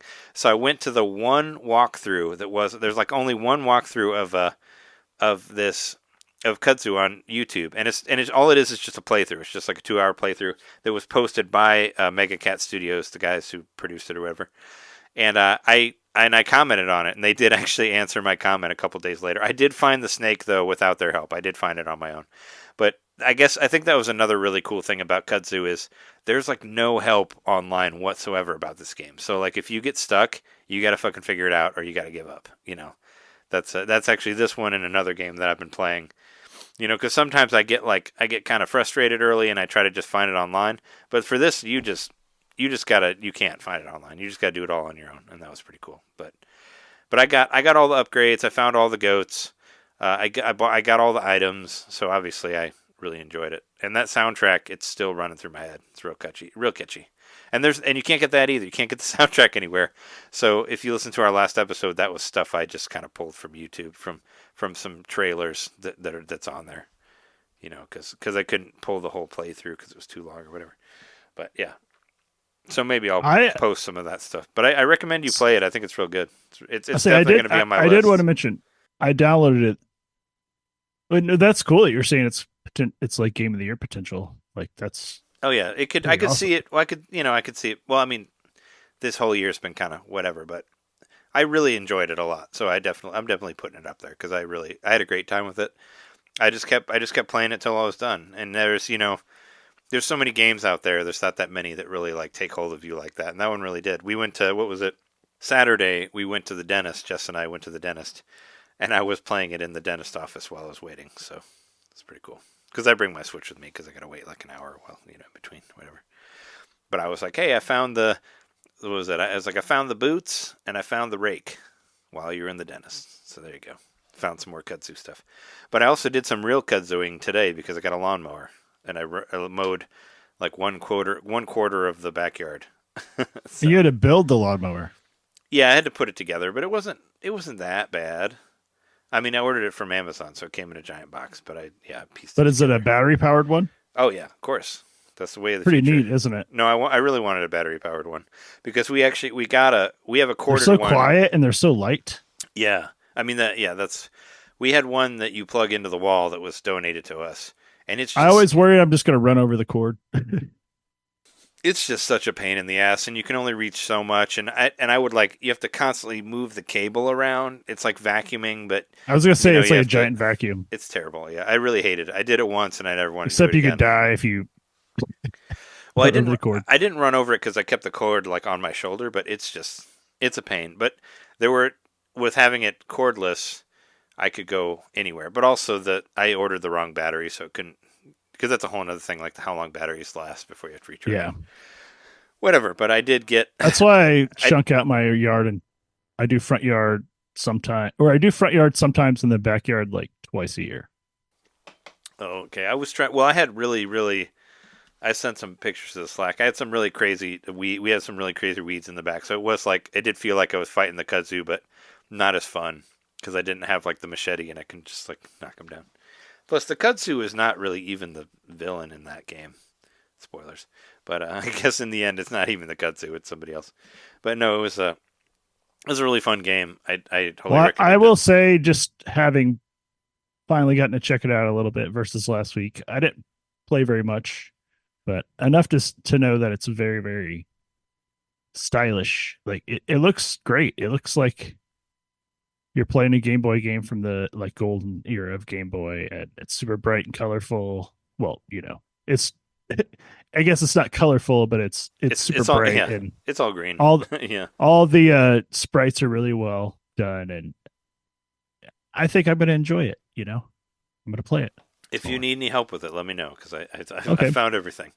But yeah, no, it was cool. I did run into some glitches, and he did say when we interviewed him last week that there's going to be a patch coming out for Switch to clean up some of those things. One thing that I thought was pretty funny was that when I found their house behind the monster town, the reason that I got there was through a glitch. So like when you get the rake, you can like basically you move these little piles of leaves around, and you can create ramps out of them. And I just kind of walked off screen and came back, and the pile of leaves became a ramp on its own. So I was like, oh, cool. So then I went back and I found Chris and his wife back there, and I couldn't get out after that because when I came back, the ramp was back to the leaves, and I couldn't leave. So I kind of ran into a glitch like that where I was just stuck behind it. But it was funny because, like I said, if you're playing this game, save all the time because you never know, you might get knocked out. It's the same as like, it's like Tomb Raider, like save constantly because you never know when you're going to get killed just out of nowhere. But I just reset the game and then it was fine. Because there's a save in the town and I had just saved there. Oh, and it took me a minute to find out that you can sleep in the beds by the save. So there's a radio that you save at where you call this guy through the radio and he writes down your save. And then after you save, it says it's okay to turn off the game now, which I thought was funny. That was a fun like callback to old games and all that sort of thing. But there's a cot right next to there, and if you go over to the cot and press A, you can actually sleep and get all your life back. It took me forever to figure that out. I was already about halfway through the game before I figured that out. I was like, oh yeah. And I think I just saw it from watching the walkthrough or whatever. I was like, oh shit, you could save there? Or you could sleep there and you don't have to use your kudzu jelly every time to heal yourself. Like that was actually a major turning point there. But there was some other funny glitches. Like after I beat the boss the first time, I wanted to go back and do the rest of the stuff. So I left it's not even really a dungeon, but the path to the final boss. I left there, and when I got off the stairs, the whole game froze and it like crashed within the game. So I was like, okay. So then I just reloaded it, and then it was fine. Stuff like that, and yeah, that sort of thing. Sometimes there's these like kudzu roots that you find, and a lot of times you have to find a certain amount of them to open a door within a dungeon. Sometimes one will count for more than one, like one will count for two, which I wasn't really that mad about that because it makes the game easier. But that's another glitch that I ran into in there. It'd be like, oh, it would say, oh, you got this, and it would say the same thing again. So I was like, obviously that's a glitch, but it wasn't. There was nothing that made it like unplayable, or it didn't like. It didn't like fry my save like Prince of Persia did or anything like that. But I highly recommend it. I hope you get to have some more time with it because it's pretty rad. I played F-Zero 99 some more. They had another event where they just added the Queen Cup mirror courses. Like they weren't added yet. They were added over the weekend. I'm trying to make F-Zero's like my online game. I don't have an online game really. Like John has like Rocket League or whatever, and a lot of people have a game that they just play online all the time, or like you and Shauna play Tetris 99 a lot, and I do play Tetris 99, but I just do it just to get the themes, and then I stop playing it. But F-Zero 99 is a great game, and I went and played the Queen Cups, and I got through all of them two times, so there you go. I feel like I'm getting a lot better at it, and I do feel like that Maximum Velocity really helped me get better, because they kind of teach you how to play the right way. If you watch. The game's hard. Maximum Velocity? Yeah. It's hard, but watch the demo. Watch the demo where it shows you how to play, because you have to like kind of tap the gas pedal to make the turns easier. That's the main thing. And if you do that same thing in F-Zero 99, you'll do a lot better than you normally do. Like at least that's what happened to me. But the other main one, another like really cool indie game, which I would love to. I actually did reach out to the developer, but they didn't hit me back. Cavern of Dreams. This is a 64 type game starring a little dragon guy, and the idea is you have to collect all of your siblings. So you want to find all these eggs, all these little dragon eggs, spread across like 6 levels maybe. It's like a 3D platformer. I heard the podcast that I listen to a lot, 8-4 Play, they mentioned it a couple times. One of the people there was playing it, and it sounded really cool to me. It's like $12. I think it's like $12.99. And I bought it, and I was playing it like constantly. Like I feel like the controls are really good, and what I love about it is there's no lives really. Like you die and then you just come back to whatever door you just went through. Like there's no game overs, and there's no combat in it really. It's all kind of based around mostly like 3D exploration and all that. But I finally officially beat it. I officially beat it. I found the boss. I found the final boss accidentally, and I was kind of pissed about that because I was in the final level, which is like this haunted house area, which is really cool. And it's kind of has a little bit of Mario 64 because there's like paintings that you can go into that will take you to other levels, and there's like 3 or 4 bonus levels that spawn off from that haunted house level. But there's also like a door that you need to like. You basically need to like collect a certain amount of mushrooms, and you feed them to your little dragon, your dragon siblings, and they create portals like where you can warp from one area to another. But you get these hearts, and when you get 4 hearts, you can open this giant door that will take you to the final boss. And when I opened the final door, it's like, it said like once you go through here, you can't come back until you finish whatever is past this door. And I guess I didn't think that maybe that would be the final boss, but that was the final boss. And the final boss is kind of hard. Like I said, the game doesn't have any combat in it per se, but it's just basically a really long like obstacle course, sort of, where you have this guy who's throwing these big bombs at you that can completely knock you off the course, and there's no checkpoints. So you basically have to get from point A to the very end without dying at all, because you have to start all the way back at the beginning. And you're basically collecting. You'll go past. I don't know if they're supposed to be your siblings or whatever, but you'll collect like this little glowing thing that'll go up and go in front of him. He'll be like, "Oh, I can't see," and then you like go through 5 of them. Eventually, he's like, "Oh my god, I can't see." And then it turns out that he was just upset that he didn't have any friends, and then you just give him a hug at the end. It was real spoilers, but it had a nice little ending there. But once it took me multiple times, like maybe like 20 times to go through the boss before. But I basically, when I got there, I did it a few times until I got frustrated, and then I went to bed. And then like the next day, I was like, all right, I'm just going to get through this. And then I did. And what I think is really cool is when you beat the boss, it doesn't automatically go to credits. It just gives you an out. It like shows you where the exit is, and you can go to the exit whenever you want. So you beat the boss, and the boss like goes away, and he's like, all right, if you want to leave this area, just go over here. And when you go there, that's where the credits are. But then you can go back and you can collect all the extra shit that you didn't have. So I wanted to fully 100% it. I got all of the eggs. There's 40 eggs total, but I didn't get all of the cards. There's these little cards that you get that give you descriptions of all the different characters and stuff in there. I think I'm missing. I'm missing like 3 or 4. They're hard, but once you get you lose. But once you get all the eggs, they give you a really cool power. They basically let you like fly everywhere, so you can go like way to the top of every level, and there's secrets up there too, like you'll just find a little guy up there that talks to you. But no, I was really impressed with it. It was really cool, and I've played plenty of 64 wannabe games, and I think this is the best one that I've played. So Cavern of Dreams, I fully recommend it. It's really cool. I'll put that on my Game of the Year list too, because I've been having it's the first I've heard of it. Well, you were on vacation when I was talking about it the other 2 times. I did mention it, those episodes you were not here. But it's cool. Check it out. I mean, give it a look. It's very cute. But I think the control's really good on it. I know Switch Up did a review of it, and they talked very highly of it, and 8.4 did as well. But yeah, that's what I've been doing. Well, I thought it was especially important I mentioned the game I've been playing the most this week, which is Dredge. Yeah, I've always wanted to give Dredge the old college try, and I played the demo and really liked it back when it first came out, and then I bought it with the hopes of playing it on vacation, but as I was talking last week, there just wasn't a whole lot of time to play games. I was very busy, so I've been kind of diving into Dredge, pun intended, since I got back, and it's totally my game, like a game that's good, totally my alley. Like it's the kind of games I like. Yeah, it's really good, and it's basically all I've been playing, really. I mean, I've played some other stuff, but Dredge has kind of been my like, I can't wait to get home and play it, or I've even like woken up early to like play it a bit before work or whatever. How far are you? So what is there like? Isn't there like 4 extra areas that you unlock aside from the main one? I have no idea. What is the last thing that you did? in the game. I haven't looked at anything online to like tell me what I'm doing. I'm just playing. Well, yeah, I have I a fully didn't upgraded either. ship.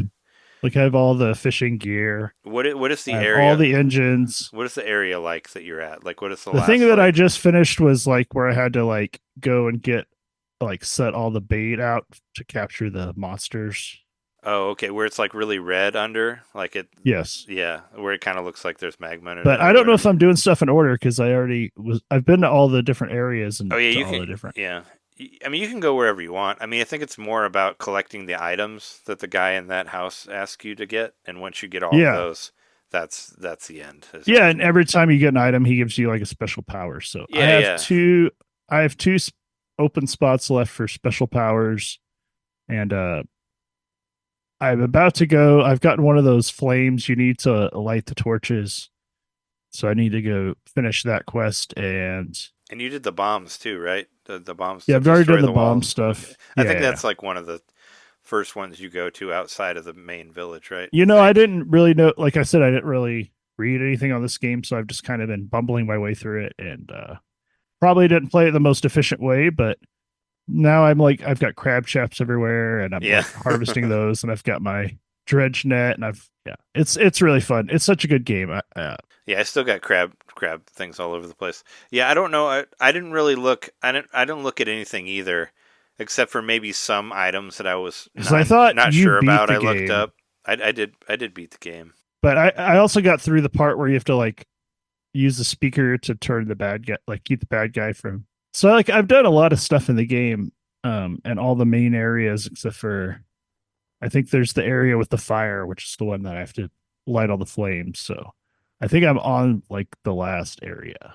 Oh, okay. Or at least that's kind of what I get. But I did actually buy the DLC already. So oh, okay. Yeah, I don't know what that's going to do, but I just purchased it because I already knew I wanted to play it. Yeah, you want to play more of it. So here's so this is what's gonna maybe this will upset you a little bit. This is why I haven't played all the way through the DLC. So so you fully upgraded your boat is what you said, which I was super excited when that happened as well.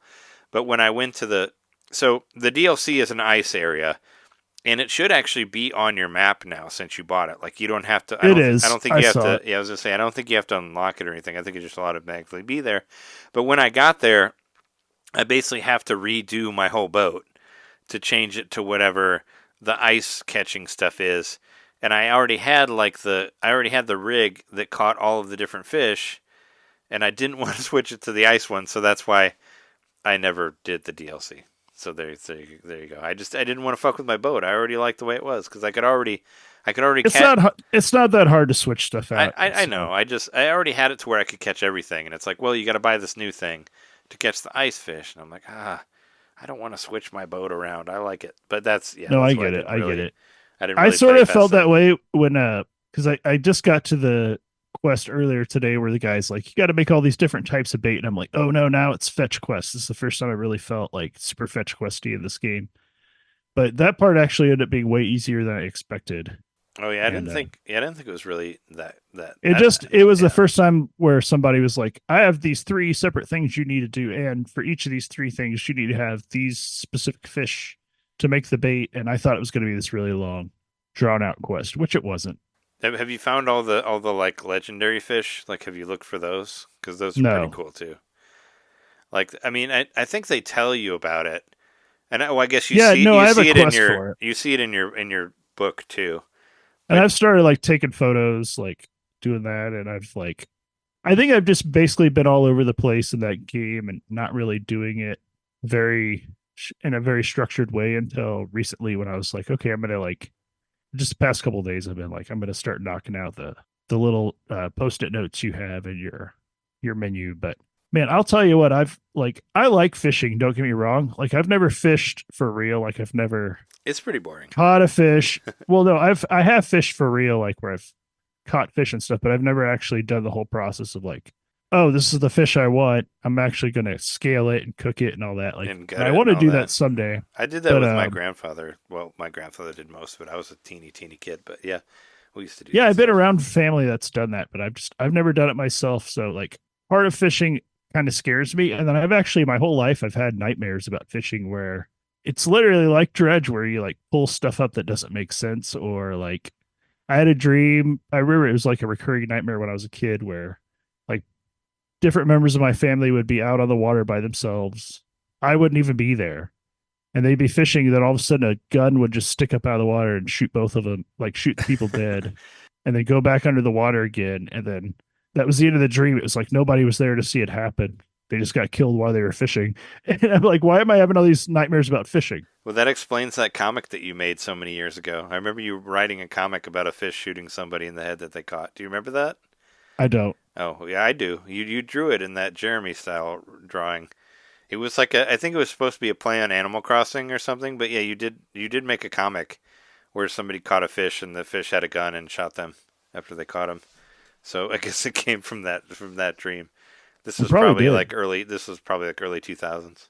This game definitely just makes me more like, ugh. But I love, it's scary. I love those mutated fish that you find, and I love that first guy that's like into seeing the weird fish, and I like the weirdness of it. I don't know. I always like games that have darkness like that. But I'm glad that you like it because I really really enjoyed it. And I really like it. I've actually pushed really the hallucination effects.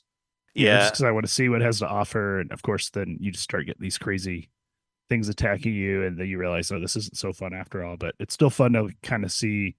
Like I've been like thinking I'm rolling up on like an island, and then it just like disappears and stuff. Yeah, I was gonna say there's like rocks that you think you run into, but they're not really there. But you can still kind of see the way they appear that they're probably not real. But if you run into them, they'll still hurt your boat. So it's kind of like you still gotta avoid them. But yeah, no, it's really cool, and it's it kind of when you get farther in the game, the nightness doesn't really matter that much anymore. No, because I've got I'm one step away from the max you don't lights. really it doesn't really, you can kind of go whenever, but and my thing moves really fast, and then I can also my ship moves pretty fast, and I have the haste ability, and then I can also just like if I feel like, which I haven't actually done it because I've been panicking, but I have used the quick warp ability to the Blackstone Isle, which you can do anytime if you feel like you're gonna die or something. But I'm at the point where I don't really die too often unless a big creature comes after me. Then you're just fucked anyway. Yeah, there were a couple times actually in that area that you're at, like with the red, where there was a couple like pretty menacing creatures that were under the water there that did kind of fuck me over. But it'll kind of like you'll get into sort of a you get into the routine of the game and how the fishing and everything works, and you're doing it a lot. And every so often while you're fishing or dredging, you'll see something move under the water, and you'll just kind of like not think anything of it for a second. Then all of a sudden it attacks you, and you're like, oh shit, yeah, it'll like totally like catch you by like off guard if you're not paying attention. And I like that about the game too. Mm-hmm. But yeah, it's a really cool game, and I don't know how they're gonna make a movie out of it, but so far it could be a really good horror happening movie in it.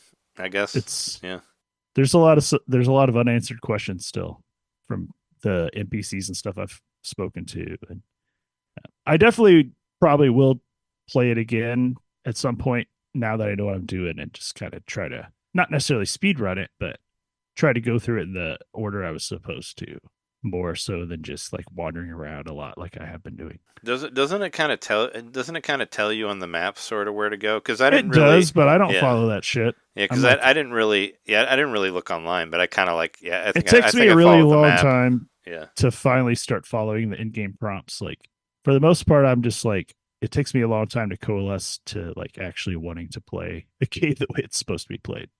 Usually, sure. I like direction, I guess. I do too, but only when I'm lost. I mean, that's pretty much it for Dredge. Like I'll probably have finished. I'm hoping I'll have finished it by next week. But, yeah, I don't want to. There's a red herring coming for you at the end there. I'm not going to say anything about it, but there might be. I don't doubt it. Maybe you're expecting some things. I'm not expecting too much. I know there's like something about the previous mayor and then the guy that went missing and all that. Like probably is attached to it, but it does have a There are a couple different endings. Well, there's two endings. There's like a good ending and a bad ending. I did. The lighthouse keeper has led me to believe stuff's gonna be fucked up.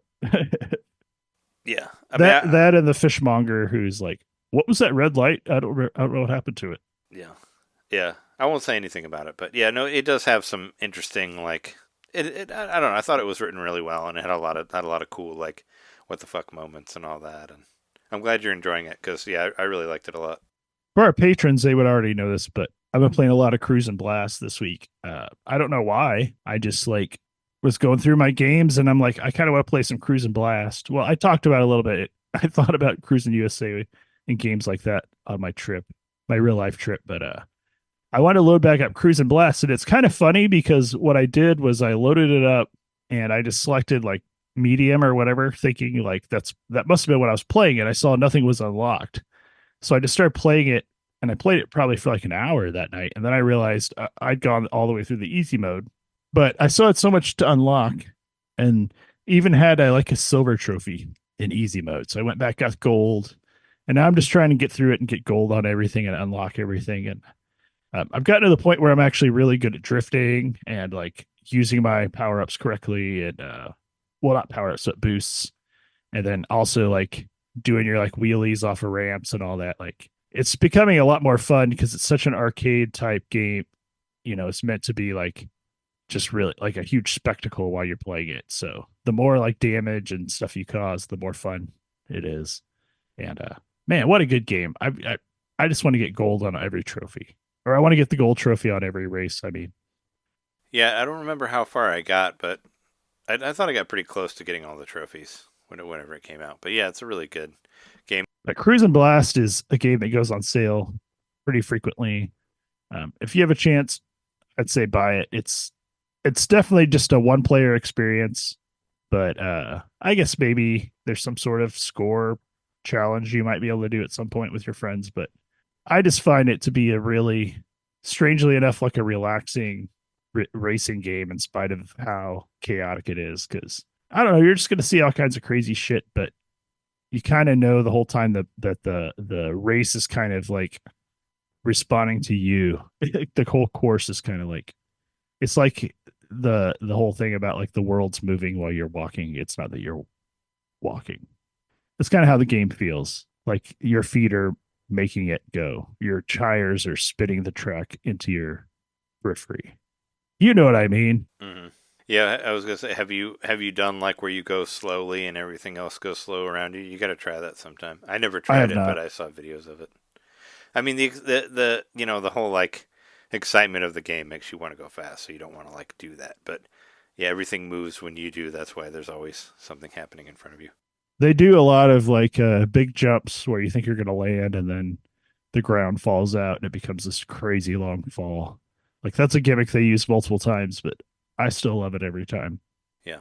What I really want to know about that you've been playing is I want you to sell me on Balatro. I know a lot of other people have talked about how great it is, but I want to know your thoughts on it because you're a poker fan now, and I've been a poker fan for years, but I'm really curious about this game, and I want to know your impressions of it. Are you asking me to move on from Cruis'n Blast? Well, I mean, was there anything else to say? More to say on that? It's a blast. No, I'm just kidding. Yeah, I did write it down here. Balatro. I finally wanted to give it a chance because at this point we might as well recognize that Dan is kind of.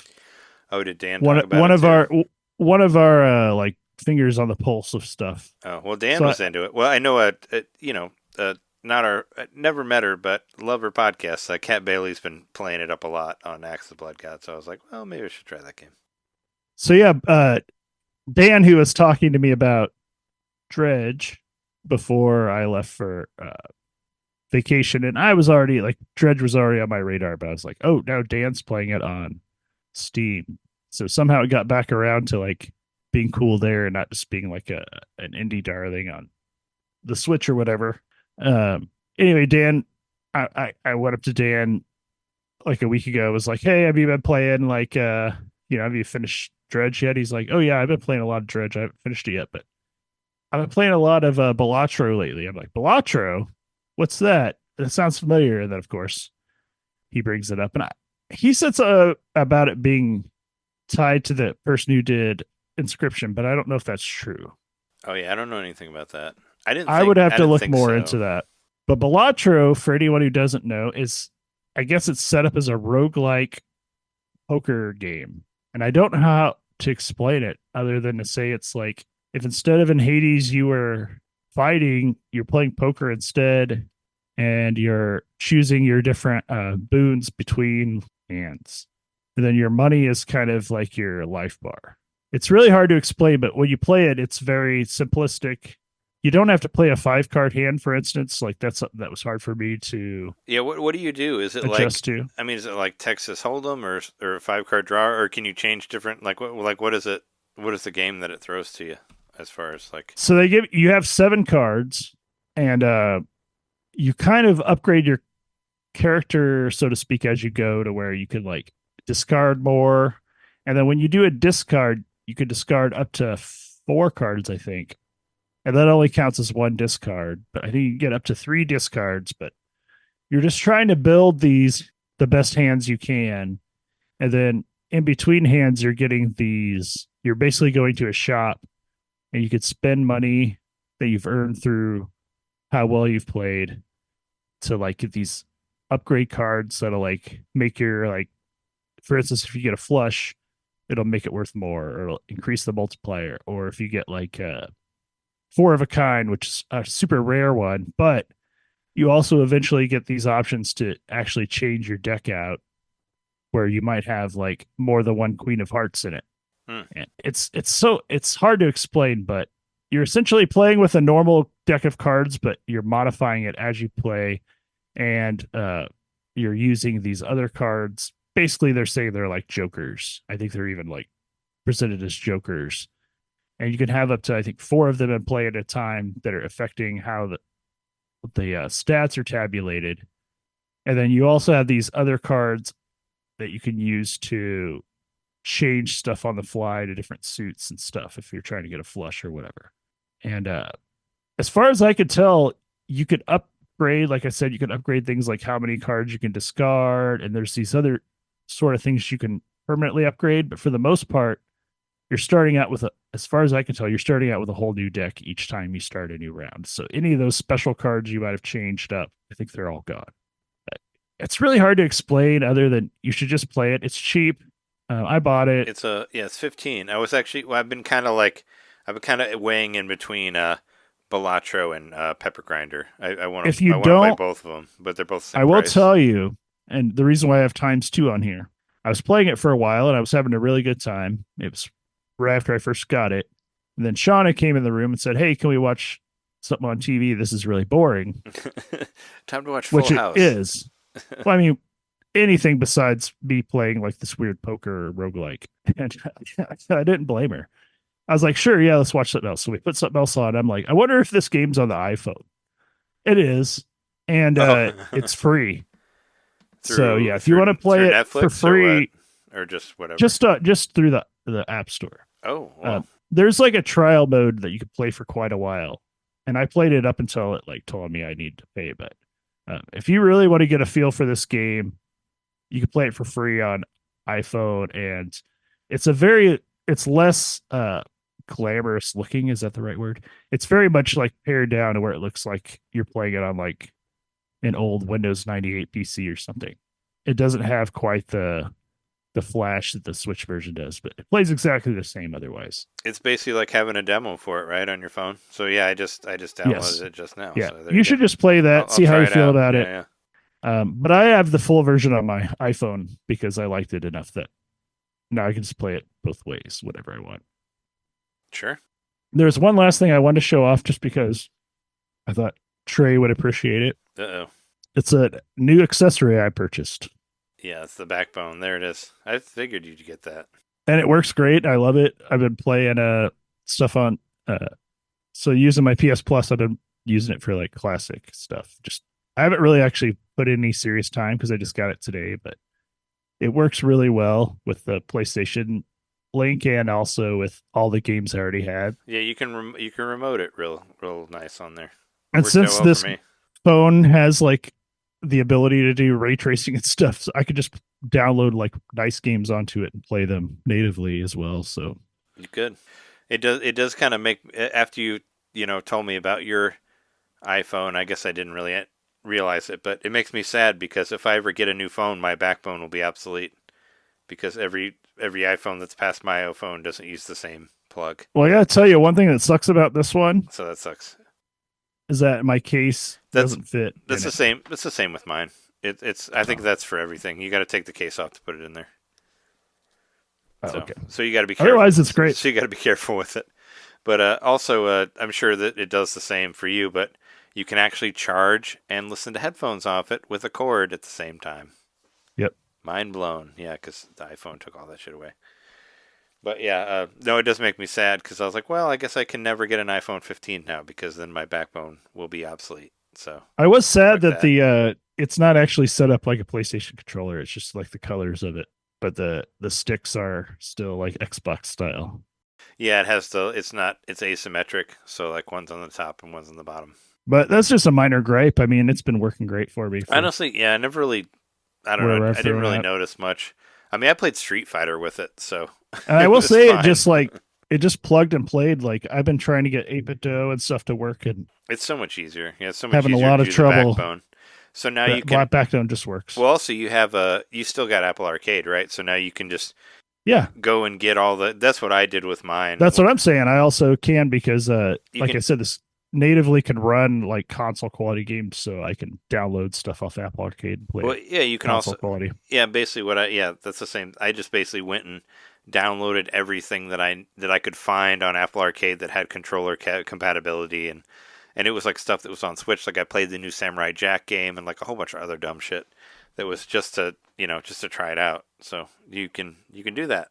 But yeah, I've already tried Baldur's Gate on a bit. It works great. I think it'll be basically my excuse to just like on the day off, not get out of bed and just like stay in bed and play PlayStation 5. And I guess it can link to Steam as well. I haven't tried that yet, but if I can just like access my Steam library through it, then holy shit, that's amazing. Apparently you can do like Game Pass stuff with it too if you have that. Like I didn't figure out. I mean, I'd never had Game Pass, but I was curious. But yeah, you can do like you already were playing What the Car, but you can play that with a joystick. And Horizon Chase 2, Easy Come Easy Golf, what was on my top 10. You can play that for free. Resident Evil 4 remake, Resident Evil 7, Sonic Dream Team, it's on there too. A Resident Evil remake is on there, or not remake, Village. That's what I would say. There's a Star Trek game on there that I never played, but apparently it was really good. It's the bridge one. No, it's the one. It's called like they bring all the people from all the different shows together. I can't boot it up because I don't have a. But anyway, you can find like I'm just looking what I have on here. Shovel Knight, Cooking Mama, Samurai Jack, Baldo, Grease, like a bunch of shit that you would have to pay money. I even have the Taiko Drum Master on there also. But stuff that you would have to pay money for on Switch, a lot of it you can get for free through Apple Arcade. But I also play like Dark Cloud, and I don't know. I'm excited. It's opened up a lot of possibilities to use this as more than just a phone. But also, I don't do that a lot, so we'll see how much I actually use it. But yeah, I was super impressed by how well it just plugged and played. The only thing I don't like is the stupid ass Backbone app. I got to get rid of that. The Backbone app? Yeah. The button? Because does it still have the button down there that'll take you into it if you hit it? Yeah, where you expect like I don't like that either. You have to just try not to hit it. You just have to touch the screen. Yeah, to do if you want to do like the PlayStation, like the middle button or whatever, and it never works as well, or at least it didn't. You have to hit it a couple times for it to work for me, but whatever. Needless to say, though, it seems to be working well with the stuff I play, and I even loaded up like Slime Rancher and all that just to like play it for, like I said, nothing I played more than a minute or so just to test it out, but I'm super impressed with it so far, and it's like I said, it's just a different way to play my PlayStation at home. I don't know if I'll really try it out and about, but maybe I will someday. I mean, if you have a Wi-Fi, you can. I've done it in different states, and it worked really well. So if you have good Wi-Fi, you can make it work. But yeah, I think we're good for this episode 418. Thanks everybody for listening. If you want to hear more of our voices, go to patreon.com/Nintendomain podcast. All the pressure, both you and John kept mentioning the expansion pack, which I haven't finished editing yet. I was so close to finishing it. But hopefully it'll be out by the time you hear this. Our newest one, our expansion pack number 60, where we talk about, video game travel memories mixed with, stuff that Jeremy did on the trip and comparison to real life video games and all that. I was real close. I got like maybe 15 minutes left on it. About 15, 20 minutes. So yeah, so that'll be like 40 minutes. But yeah, I have that. Yeah, so check that out. That'll be out there. Hopefully they'll be out here around the same time. I'll probably finish that before this one gets finished. Regardless, you can find us elsewhere. You can find us on Blue Sky at Nintendomain. You can find us on Twitter at Nintendo_domain and at JMaxStack. And you can find us on YouTube at youtube.com/Nintendomain Podcast and twitch.tv/Nintendomain Podcast. Just search it and you'll find where it is and all that stuff. And yeah, that's been our episode. Thanks for listening. We're your hosts. I'm Trey Johnson. I'm Jerry Mikowski. John Nitter. And we'll see you next time. See ya.